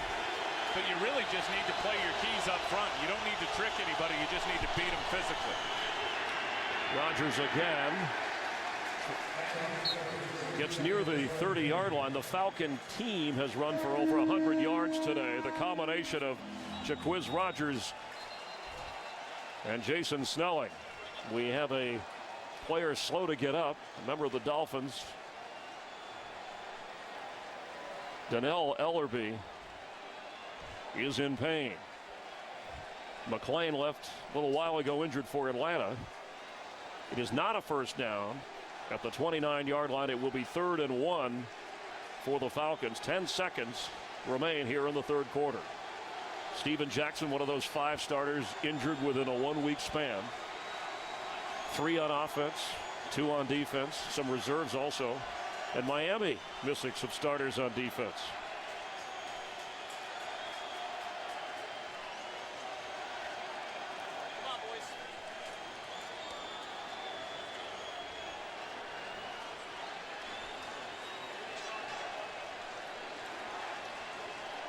It's amazing the injuries this year, isn't it? I mean, league-wide, around the league. You wonder how much that has to do with the lighter practice schedule, the bargaining agreement, as he's going to walk off wincing, but at least he's moving himself off the field. It is 3rd down and 1 on the 20-yard. 3rd down and 1. As good as Atlanta was in the first half, and they got the clock running here. They're going to have to use a timeout. No, it's the end of the quarter. It's all right. No timeout needed. At the end of 3 quarters, Falcons facing a 3rd and short in a tie game. 3rd y 9, Miami, el saque, Tannehill, formación escopeta, tiene tiempo, lanza la zona, touchdown! Brian Hartline, 18 yardas! Ronald Stryker Jr. and Joaquin Duro calling the radio broadcast. Of course, for the Dolphins, Jimmy Cephalo, Hall of Famer Bob Greasy.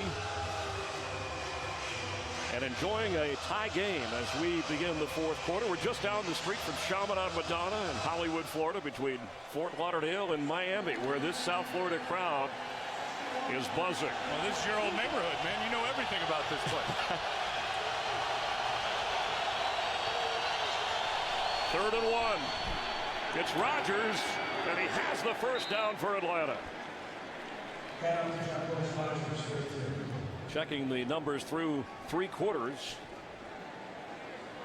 Those turnovers big, but especially the one Miami just came up with to make the short field and the tying touchdown. I'll tell you, shocked at the 110 yards rushing, and it was certainly much better in the first half for Atlanta in the second half, but let's also give Miami defense some credit. Matt Ryan completing 18 of 26 passes, only 138 yards.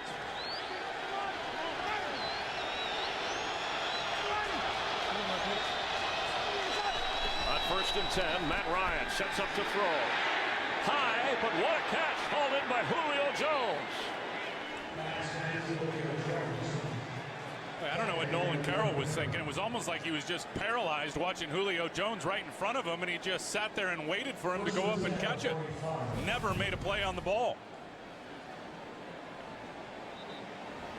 Matt Ryan has a terrific road record. He has a terrific record against AFC opponents, taking the hit. He has not been sacked today. Tell you who else has been great on the road is Julio Jones. Better on the road than in the dome. Surprising. 7 catches for Julio Jones in this game.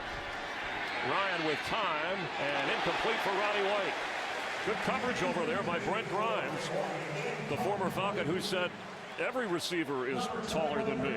He's listed at 5'10". No way. I doubt it. No way. And I was talking to Roddy about Grimes before the game, and I said, tell me what you got to do on him. And he said, he's a guy you got to play with your body. I mean, if he can play off and just bend and drive on the football, he's got you.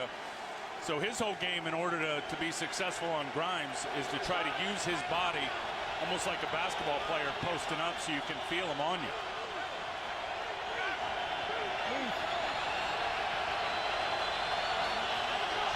On 2nd down 10, this is Snelling. It'll be 3rd down. You talk about the former Falcon, Brent Grimes, who came from the Philadelphia Public School playground to the Pro Bowl. Now, Jen Hale, our reporter, is 5'5" officially. She's got heels on. She's got to have heels on. And we're not picking on anybody here. This is just in the interest of accuracy. Hey, he may be short, but he's not small. And that's what Mike Smith said about his former corner. A 1-year deal in Miami. Says he wants to stay here a long time. He preserved the win last week with an interception for the Dolphins. Sure did, in the end zone. On 3rd and 4. In the clear is Snelling. Can he get the first down? He does, and he's inside Dolphin territory. Way out of the 15 of Miami.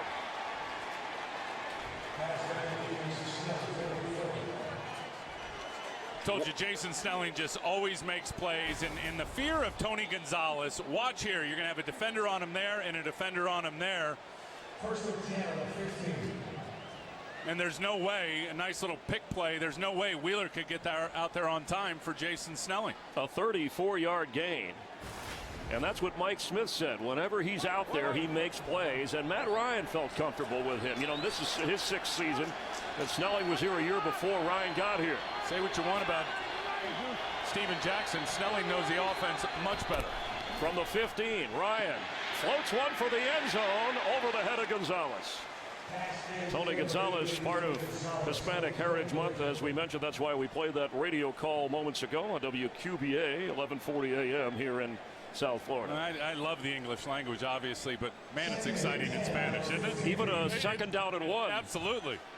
And now 2nd and 10 for the Falcons from the 15-yard line.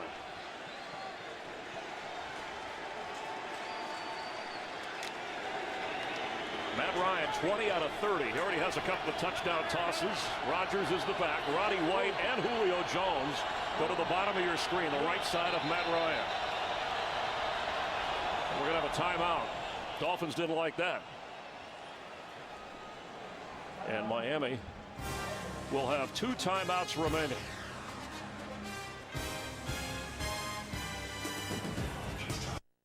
Today's Game on Fox is sponsored by Geico. 15 minutes could save you 15% or more on car insurance. By Bud Light, official beer sponsor of the NFL. And by United Airlines, the world's most flyer-friendly airline. United, fly the friendly skies. Tim Ryan, Chris Myers, glad you're watching the NFL on Fox. And Matt Ryan facing a 2nd down and 10 from the 15. So you want to come away with points no matter what here, because we have, as you see the time, just under 12 minutes remaining if you're the Falcons. I'd love to see him just throw up a fade route to Julio Jones. He's on Brent Grimes, and Grimes can make a lot of plays, but this is 6'3" against 5'9". 3 receivers on the right side. He's going that way, and out of bounds for Harry Douglas. Grimes didn't take the bait. They ran a little bubble screen to Julio Jones in terms of the action, and he jumped back, and Grimes just never took the bait, and he got back deep enough. And what they were trying to do is pull those defenders up on Julio Jones on the fake screen look, and then get Harry Douglas open to the corner of the end zone. Well done by Miami, not biting the cheese. 10th play of the drive. It's now 3rd and 10.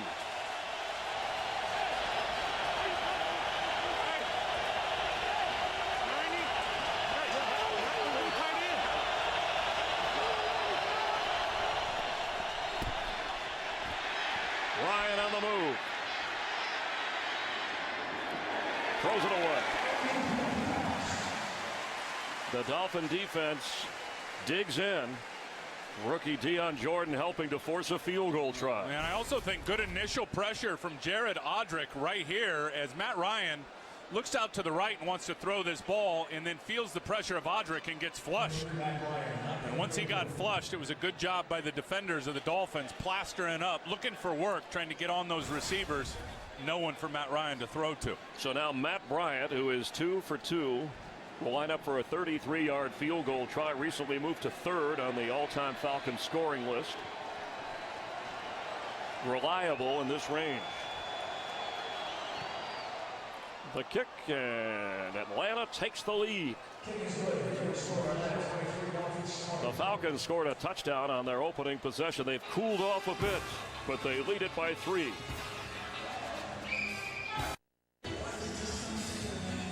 Falcons take the lead on Matt Bryant's field goal. He's 3 for 3 today. Caleb Sturgis has made a couple for Miami. 11:39 to play. And Matt Bosher ready to kick off with Marcus Thigpen back to receive. Asante Samuel toughing it out with that thigh injury yet to be tested downfield by Miami.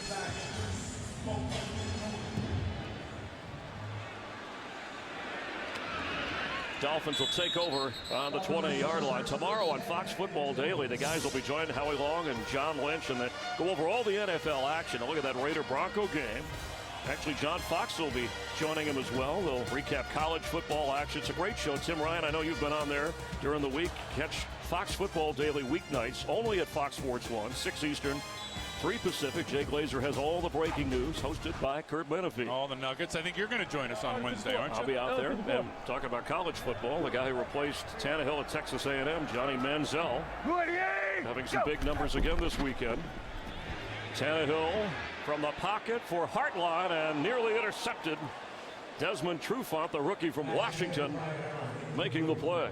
Tannehill's just not seeing it as quick today. He really isn't. And that's only their 39th play opportunity. But you watch him in the first 2 weeks, and he gets to that back foot. He's read the coverage. It's coming out quick. Here with the play action, he takes his eyes off the coverage. And the ball just comes out late, and Trufant had an opportunity to make a good break on it. Daniel Thomas hit it running back on 2nd down. That's Wallace in motion. They fake to him. Thomas, it'll go nowhere. 3rd down and long. I'm surprised that the Atlanta pass rush has been effective as it's been. I don't know if that's a comment on the offensive line of the Dolphins or what Atlanta's doing up front. I think a couple of things. I think Osi Umenyiora has still got more gas left in the tank than people realized. And they've had some pretty good pressures coming off the edge. Watch here, John Jerry is going to get stood up by big bro Parade Jerry, who ends up really being the guy that stacks this run game up.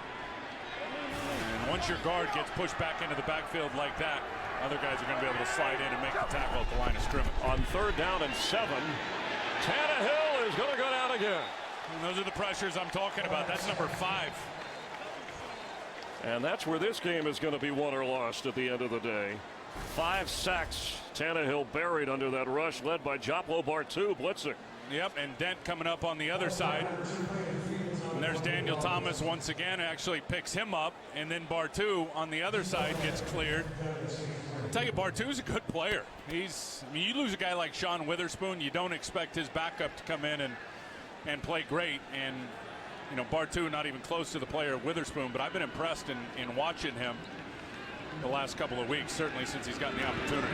A great sign by the Falcons and a good boot by Fields. Here's a penalty flag. Harry Douglas from the 30. He gets up to the 42-yard line. A 55-yard punt. And a 12-yard return. Holding the call. Atlanta already with 5 penalties. During the kick, holding, number 28 of the receiving team. 10-yard penalty from the end of the kick. First down.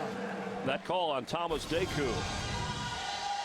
And there's Deku on Jones right there. And those were the 2 on the fumble the last time they got into it.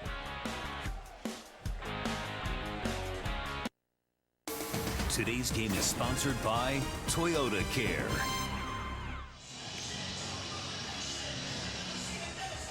Dolphins home opener trying to go to 3-0. Atlanta trying to get to 2-1. Now the Saints in the NFC South, they've already won, so they're 3-0. Tampa Bay is 0-3. And the Carolina Panthers won their first game of the year. The Dolphins are chasing the Patriots in the AFC East. New England won, so they are 3-0. The Jets are leading Buffalo at this moment. And now the field position game at a 3-point game. No doubt. At the 19-yard line of Atlanta. Yeah, you'd love to be able to keep Atlanta, you know, on this side of the field and force a punt, so you do get your field position back, win that part of the game. But look, defensively, number one, they're going to have to shut down the run, which has been a problem. They've been better in the second half. But on these passing downs, they've got to get some pressure on Matt Ryan. The pitch to Jason Snelling. There's a flag down, and he loses a yard. Snelling has averaged 5 yards a carry today. Looks like a hold.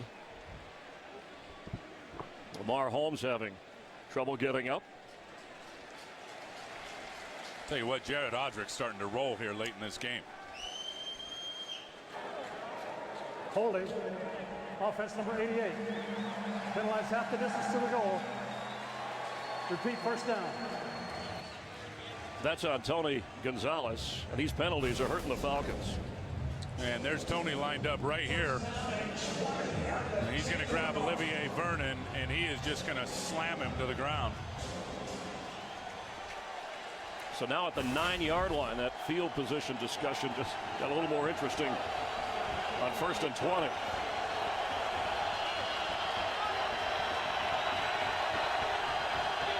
See what the rookie's got over here. Deion Jordan. A little screen to Snelling. And the Dolphins were on top of that.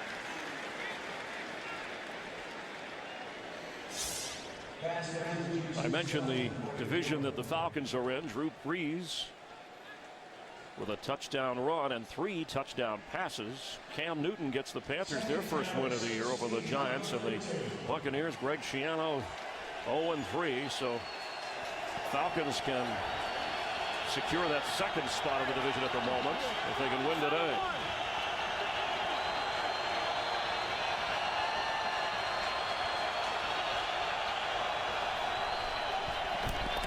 Time for Ryan, and right on target is Julio Jones. First down up across the 40-yard line. Well, that's just such a great play call and better execution versus this defense. It's a zone pressure, which they're bringing it from the other side. And Deion Jordan goes into coverage, and Matt Ryan just waits for it to clear and just throws an absolute laser to Julio Jones in front of the corner, Nolan Carroll. He's 6'3". He runs like a track star all the way up to the 41-yard line. That was a 28-yard gain. And notice, Tim, a lot of these big plays, they're not in the area of Brent Grimes. They're on the other side, the other corner. Yeah, they are picking on Nolan Carroll today. Over 100 yards for Julio Jones, actually right at that mark. And Rodgers doesn't go down and gets 3 or 4 yards out of it. Well, he has been slippery all day. Chris Clemens had him locked up right there in the backfield. Sometimes those smaller guys, I mean, you go to tackle them. Maurice Jones-Drew is a great example. I mean, you go to tackle them and it's shoulder pads and knee pads. Well, what else are you going to grab? He's in that 5'8", 5'9" range is Jacquizz Rodgers. And without Steven Jackson, no more Michael Turner in Atlanta. Rodgers and Snelling have carried the load well today.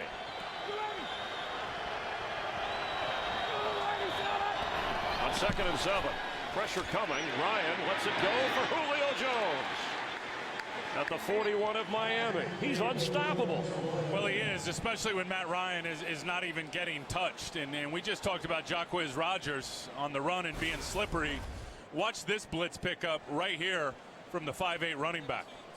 Once the pressure come off the edge, bang, right there, and he lights up. I believe it was Nolan Carroll, which frees up Matt Ryan just to go through the whole progression and make one hitch and throw the ball, and another perfectly thrown ball to Julio Jones. They list Rodgers at 5'6". We're going to give him a little more height than that as he carries here, and there he goes. Jacquizz Rodgers. However tall he is, he came up big there. Down to the 22-yard line of Miami. Chris Clemens is going to be embarrassed when he watches the tape here. Good blocks up front, first of all. Good double team. Good job by Blaylock. Watch this move. I mean, oh my goodness. You come up on a guy like that, and Clemens tried to break down, but Rodgers just shook him down. Clemens playing with a bad hamstring. He missed some practice during the week. 18-yard run on 1st down. This time it's Snelling. And he falls down inside the 20-yard line, chewing up the clock and moving already in field goal range, and a touchdown would be a knockout punch. A career-high rushing day for Jacquizz Rodgers in his 3rd year from Oregon State. 5th-round draft pick back in 2011.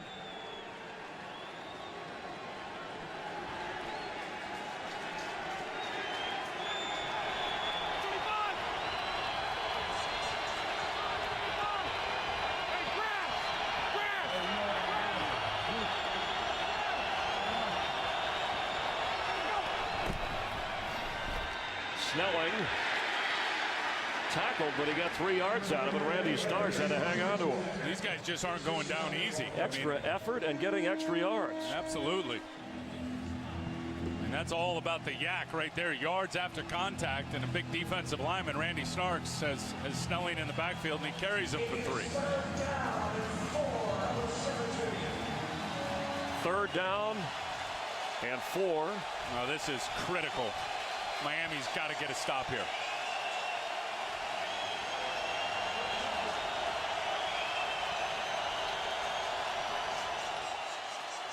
Timeout, Miami. The Dolphins will have 1 timeout remaining. Mike Smith said they wanted some balance. They couldn't become a one-dimensional passing team, even though we know it's a passing league. And look at today versus the first 2 games where they're about 74-75% pass. And they have found it, and without their stud, Steven Jackson. I give a lot of credit to Pat Hill, the offensive line coach. They've done a good job up front. They're averaging 4.9 yards a carry on the ground against a very good Dolphin defense. And some of the runs today, they've been tough runs, whether it's been Jacquizz Rodgers or Jason Snelling. Well, I think the thing that I see is guys are getting hit, and they're able to, I mean, that time Snelling didn't get hit, but they're running after contact. They're running through arm tackles.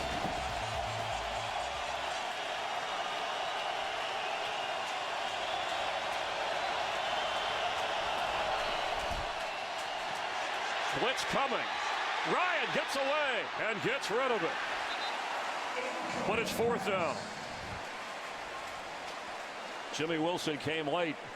Well, they had a couple of guys that had a chance to get Matt Ryan sacked and on the ground, and Matt's not the most fleet of foot in terms of his athleticism. They can't get him on the ground, which certainly would have made a field goal opportunity more difficult than where it's going to be now.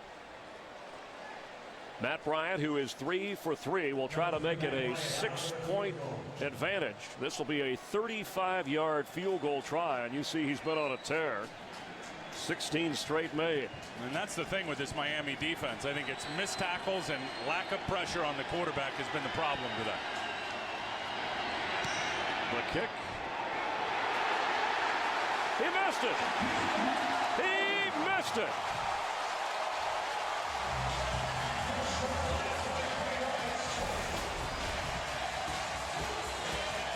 Atlanta still leads by 3, but missed a golden opportunity.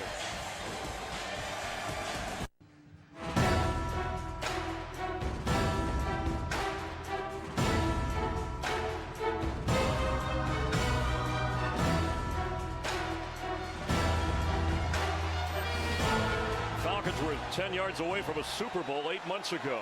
Miami trying to go 3-0 for the first time in more than a decade. Trailing by 3, Tannehill to Lamar Miller. A nice job by the Atlanta defense. They're going to have to get the tempo cranked up here and be judicious in some of their play calling. Only one timeout left for Miami here with 4.5 minutes to go. I like what they're doing here, calling the game at the line of scrimmage. But you got to move it along as that clock is rolling.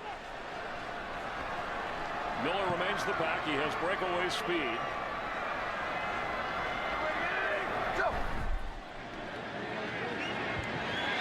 Pass is held on to by Rashard Matthews, who has more catches in this game than Mike Wallace. You got to like the ball placement there from Tannehill. That's the old classic West Coast slant to the split end, and you just keep that ball location down and inside. It's perfect. But it's 3rd down. Wallace goes to the top of your screen. Asante Samuel covering him for Atlanta. From the pocket, pass is caught across the 40. It's Matthews again for a Dolphin first down.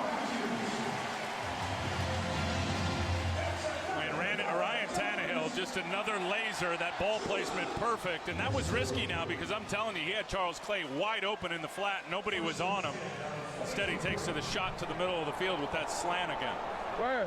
55, Roy. Hey, right here, 59. Hey, Trevor. They're going to play off coverage. I'll keep throwing that slant. Deep drop from the Falcons secondary. Pass, sideline overthrown. Brandon Gibson there. Hartline and Matthews each have 4 catches. Mike Wallace has just 2. Rashard Matthews, a 7th-round draft pick in his 2nd year out of Nevada, but Hartline the big touchdown catch, which tied the game. Now the Dolphins trail by 3 with just over 3 to go and 1 timeout. They got a shot here on Wallace in man coverage if they want to take it. There's Mike Wallace on McLean right there. And William Moore is out of your picture. The safety is all the way back at the 32-yard line of Atlanta. Quick throw, complete. That's Michael Egnew, the reserve tight end. My apologies, that was Matthews that was lined up down here in the slot. Egnew, you can see he is a big-bodied guy. It's going to be 3rd down and 2 at the 49-yard line of Atlanta. Are we in? As you see Gibson go to the top of the screen with Mike Wallace. Yeah, this is, to me, this is 4-down territory. You got to keep going. Charles Clay, haven't seen enough of him today. Pressure coming late. Pass complete for the first down. It's Gibson.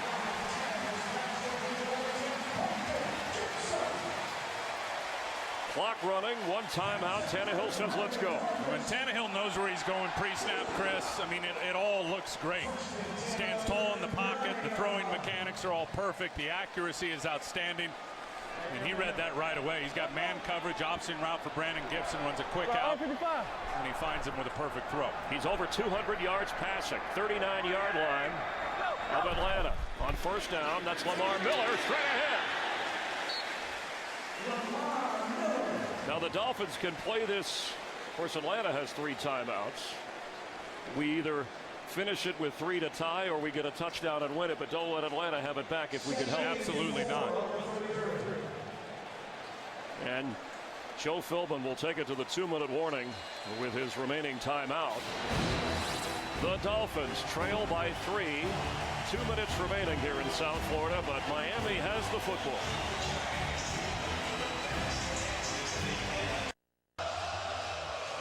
Mike Smith and his Falcons trying to stay within a game of the unbeaten Saints in the NFC South, and Joe Philbin wants to stay undefeated and be neck and neck with the Patriots at 3-0 in the AFC East. Those games are over. 4 down. It's second down here. Hey, 59 lead. Leo.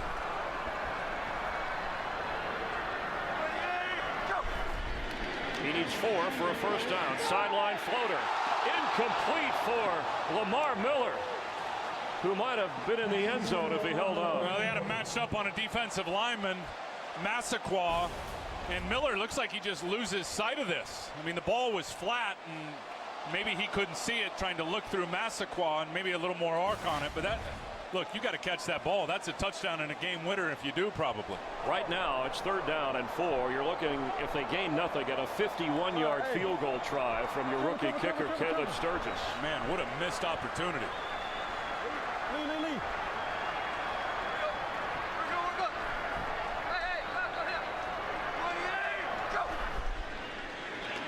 Time in the pocket, open and caught. Brandon Gibson, he stays in and then dances out of bounds. Well, you got to love that. How about the awareness? He got the first down. Getting the first down before he got out of bounds, because he was right on the strike. Not to mention a terrific catch, really stretching out to go get it. I mean, look at that, right on the fingertips, bobbles it, now realizes, okay, I'm going to get knocked out of bounds, but before I go out to stop the clock, let me pick up the first down. An under-the-radar free agent signing from the Rams. More receptions than Mike Wallace, the big prize free agent from the Steelers today. First down from the 29 of Atlanta.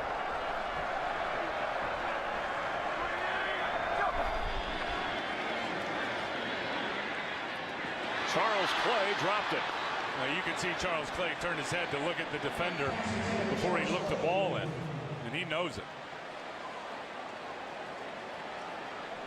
On 2nd down and 10, Atlanta backing up, giving a lot of room to the receivers of Miami. You can see Clay right there just spins his head to look at the defender, McClain converging on him before he really captured that football. Hey, right here. Hey, y'all playing over there. Hey, 4 down. Hey, lead it 59.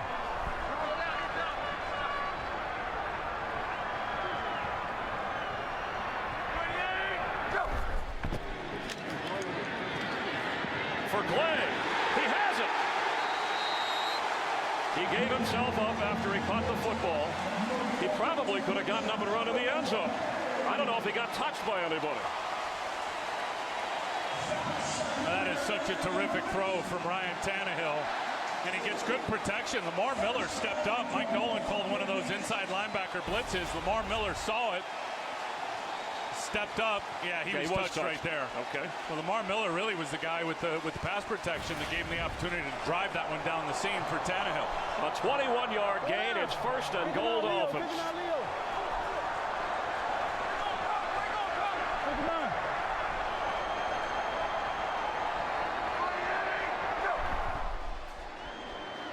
Tannehill underneath to Gibson. He fights off a tackler at the goal line. What an additional effort from Brandon Gibson, and his quarterback appreciates it. The Falcons call time.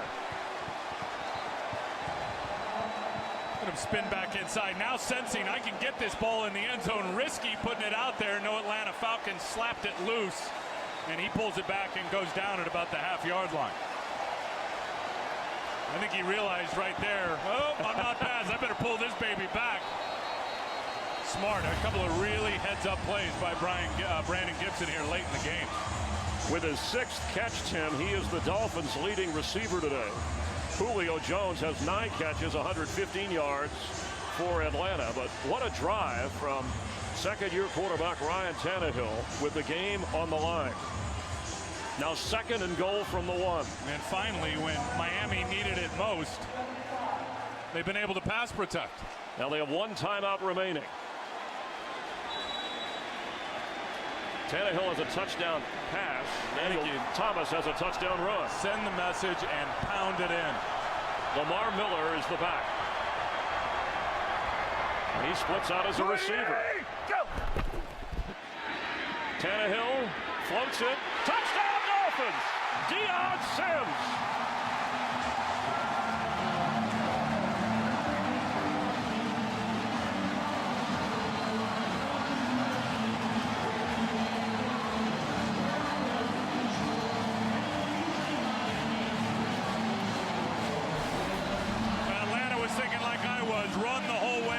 Sims blocks down, then releases, gets held by Stephen Nicholas, and makes a great one-hand catch over the shoulder. Tannehill calm in that drive, and that is the first career touchdown catch for the rookie from Michigan State, Deion Sims. And with this extra point from Sturgis, it'll give the Dolphins a 4-point lead. Wow. With 38 seconds left. What a drive.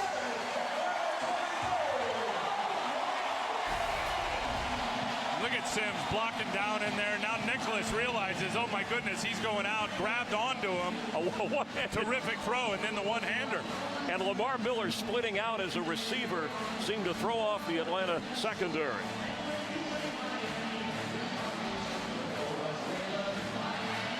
Tannehill, he's been sacked 5 times. Fumbled, threw an interception, but 2 touchdown passes in the second half, and his team is up by 4. And let's remember, one of those sacks and the lost fumble to start the half was Deion Sims whiffing on Yossi Umenyiora. He just made up for that with what may be the game winner. After 4 losing seasons in Miami, Tannehill and Philbin arrived last year. They go 7-9. Here's the number we all need to think about. Now they're 3-0 if they can hang on with 38 seconds left. Right, if they can hang on and go to 3-0. Chris, you do that, the numbers will tell you in this league you got a 75% chance of making the playoffs. Matt Ryan will have a chance. 2 timeouts for Atlanta. He has proved worthy of coming back, game-winning drives, whether it be in the regular season or postseason. The problem here is a field goal doesn't help you. That's right. And they needed a touchdown against San Francisco last year in the playoffs. They needed a touchdown versus New Orleans in week 1, and they had been unable to get it.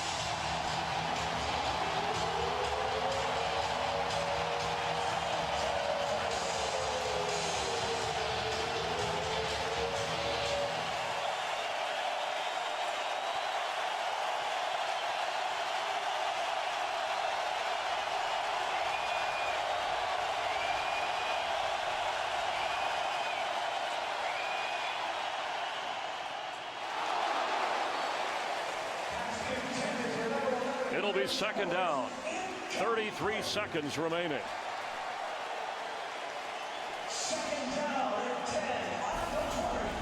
Yeah, this wasn't a good throw from Matt Ryan.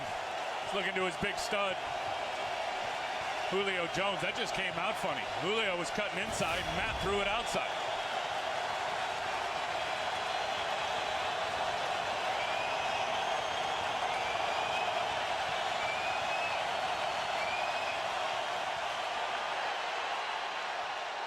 Intercepted. A Dolphin takeaway. Jimmy Wilson.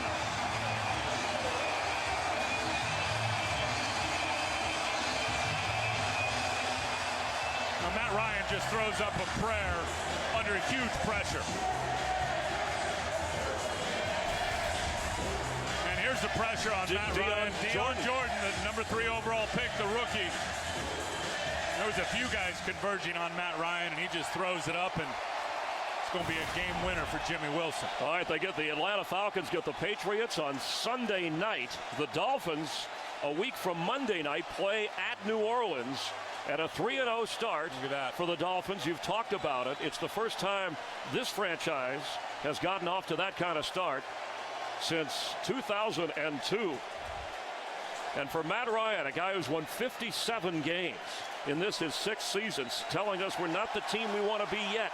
They hung in there despite the injuries and lose a close one as Ryan Tannehill puts his signature on this Dolphin victory. And look, the Miami Dolphins, I mean, they have been lying cautiously optimistic in the weeds about this football team and excited.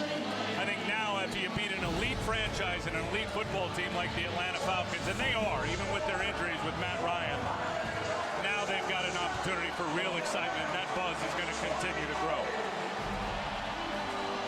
We'll have more from South Florida, where the Dolphins have defeated the Falcons 27-23. We're glad you're watching the NFL on Fox. More in a moment. You talk about a team win, that right there is a team win. You talk about guys stepping up and contributing who maybe before the game didn't think they were going to have a huge role. We had that again this week, all right? We made the plays that we had to make to win the game. What did we say at halftime? We said at halftime the team that had the most faith and the most confidence in one another was going to win this game. You beat a good football team. That's a good football team that you just beat, all right? They've been winning games in this league consistently for a long time. That's a hell of a job. All right, we got to go on the road and play another 3-0 football team on Monday night, all right, in New Orleans, all right? So we're excited about that opportunity. We got a lot of things to do in between now and then. Bring it up, bring it up. Hey, great job. Hey, this is only a start. All right, we're just scratching the surface of what we can do together as a football team. But this is a great example of a team. Guys sticking together, guys stepping up. All right, Dolphins on 3. 1, 2, 3, go.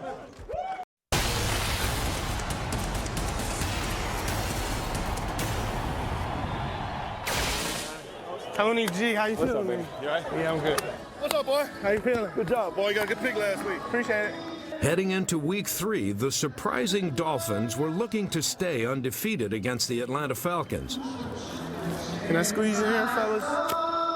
Miami's secret weapon? Former Falcon Brent Grimes. Hey! Hey! Hey! Lock! Lock! Hey! Hey! Pump! Pump! Pump! Pump! Hey! Hey! Hey! Hey! Hey! What can you say about Brent Grimes? He's been one of the best players on the team.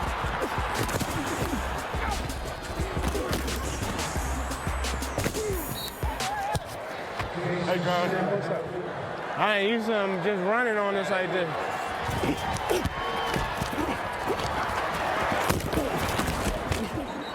And they run a little bit of a Utah draw into the end zone is Snelling. I just wanted to get a stop right out the jump. Just need to make a play out here. Hey, Donnie, you still gonna get that forced fumble, dog. Remember I told you about it?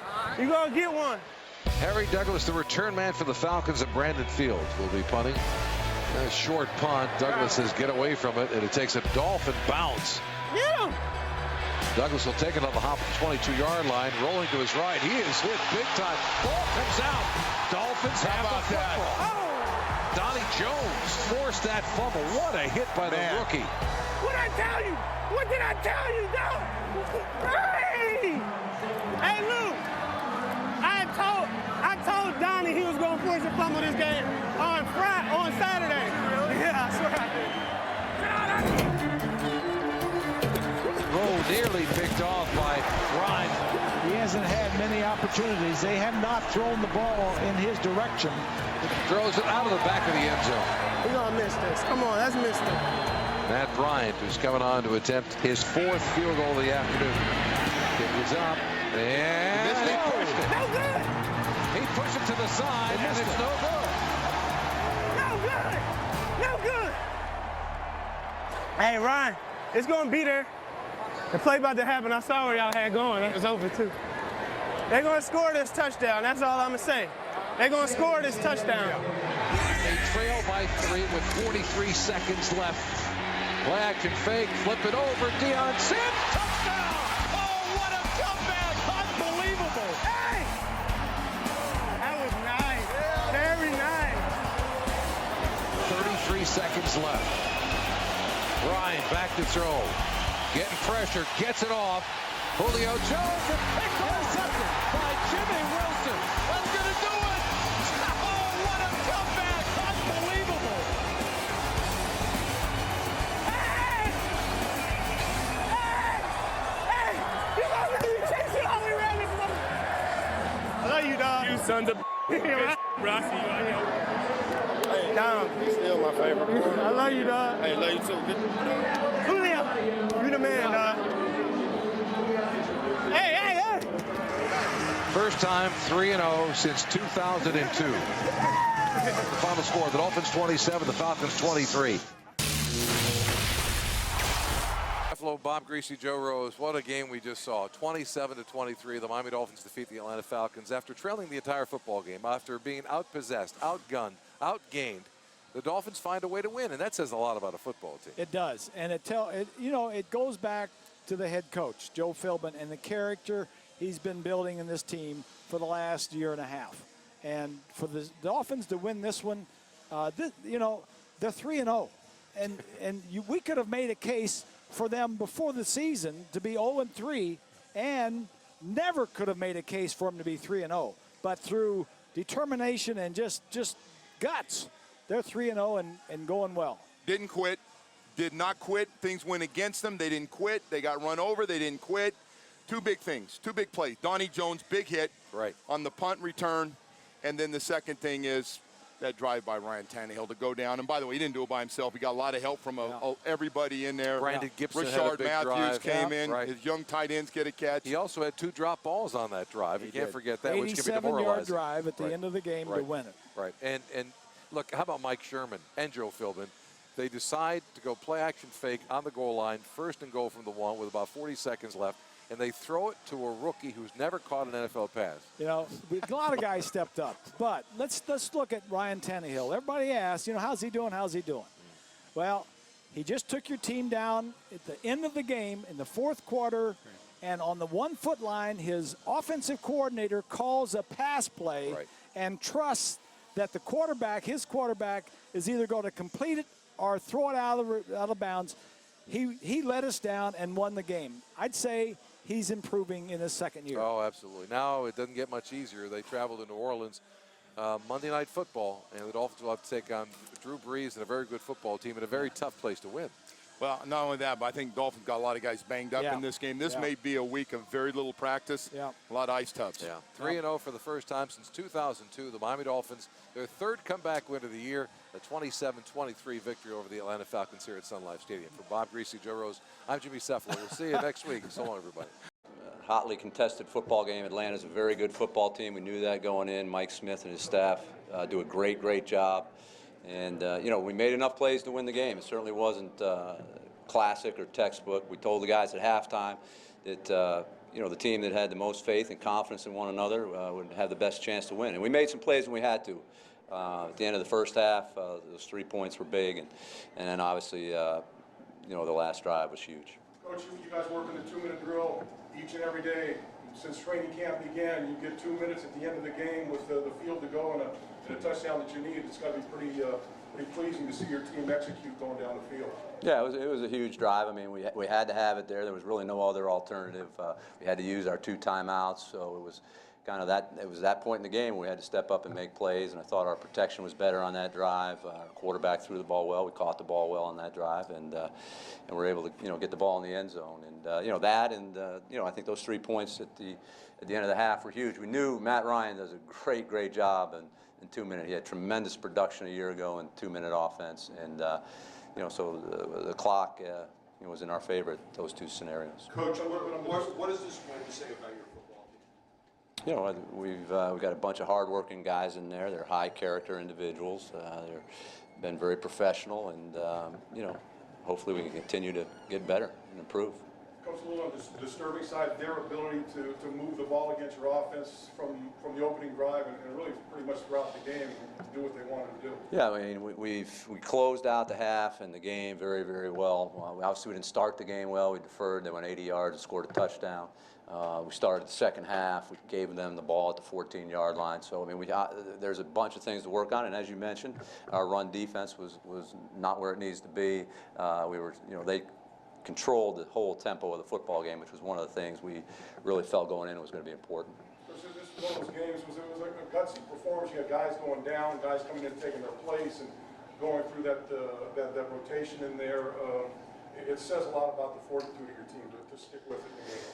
Yeah, we talked last night that, we may have to get contributions from guys who are sitting in these chairs who don't necessarily think they're going to have a big role in the football game, and that's exactly what happened. Guys stepped up, guys like, Trusnick and Freeney and Jordan played more, and Martin played more, and Shelby played more, on the defensive side of the ball. Those guys, did a nice job. Coach, what can you say about call, obviously, the game-winning touchdown to Deion Sims? Mike and the staff, really deserve a lot of the credit. It's obviously, I want to say there was 43 or 42 seconds left, or somewhere around there. We had, great field position, and I thought it was a good move by Atlanta to call timeout there to save some clock for themselves. But it was just a kind of an action pass, and we figured if it wasn't good, we'd still have, a down or two to get a good playoff. And the play was by your second-year quarterback and your rookie tight end to make that play. Yeah. I mean, he was kind of getting grabbed and held, and it was kind of a makeup for the sack fumble we had on the first play of the second half. Joe, it looked like on the last drive, protection was the difference to me. I mean, Ryan's been on the ground a lot. Yeah, you had 5 sacks. It's not good. It's getting, it's getting repetitive. You're probably tired of hearing me say it, but the starting point in any passing game is protection. And it's tough for any defense to cover guys all across this field's 53 1/3 yards wide, I believe, and it's 120 yards long when you count the end zones. And if you can't, protect the quarterback, or if you can get pressure on the quarterback, you help your pass coverage a lot. And we have to do better. So how would you grade that pass protection today? How did we on the last drive? Grade it, no, otherwise. Not very good. What does it say about just?